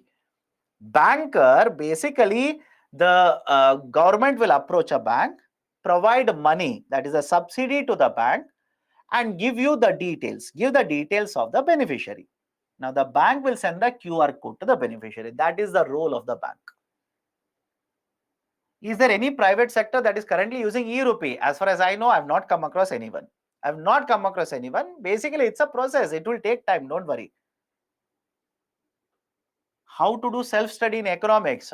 If you are having a background in economics, maybe you can try. But if you do not have a background in economics, it will be slightly difficult. Slightly difficult.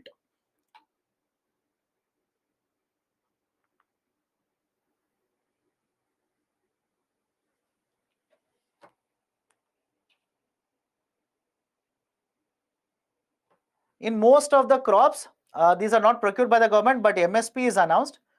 Is they not dependent on market forces? Of course, yes.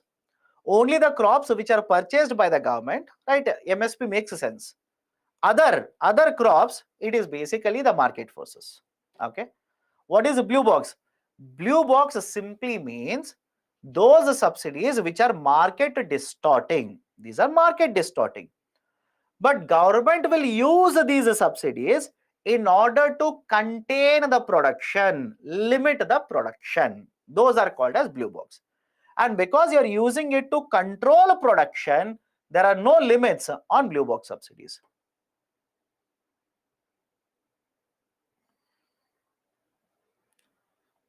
In case of amber box subsidy, importing country can impose import duty instead of raising dispute. They can do that. But if they do that, will you also not do it? I hope you understand. Your argument is let the other country impose taxes. If they do that, you will also do it. Right? So basically, both the countries are at war then. Again, not literal defense war, it's a tariff war. What it means, government cannot export. You have paid MSP, purchase the food grains. That is basically a trade distorting policy. Now you will not be allowed to export those food grains. How MSP is a trade distorting?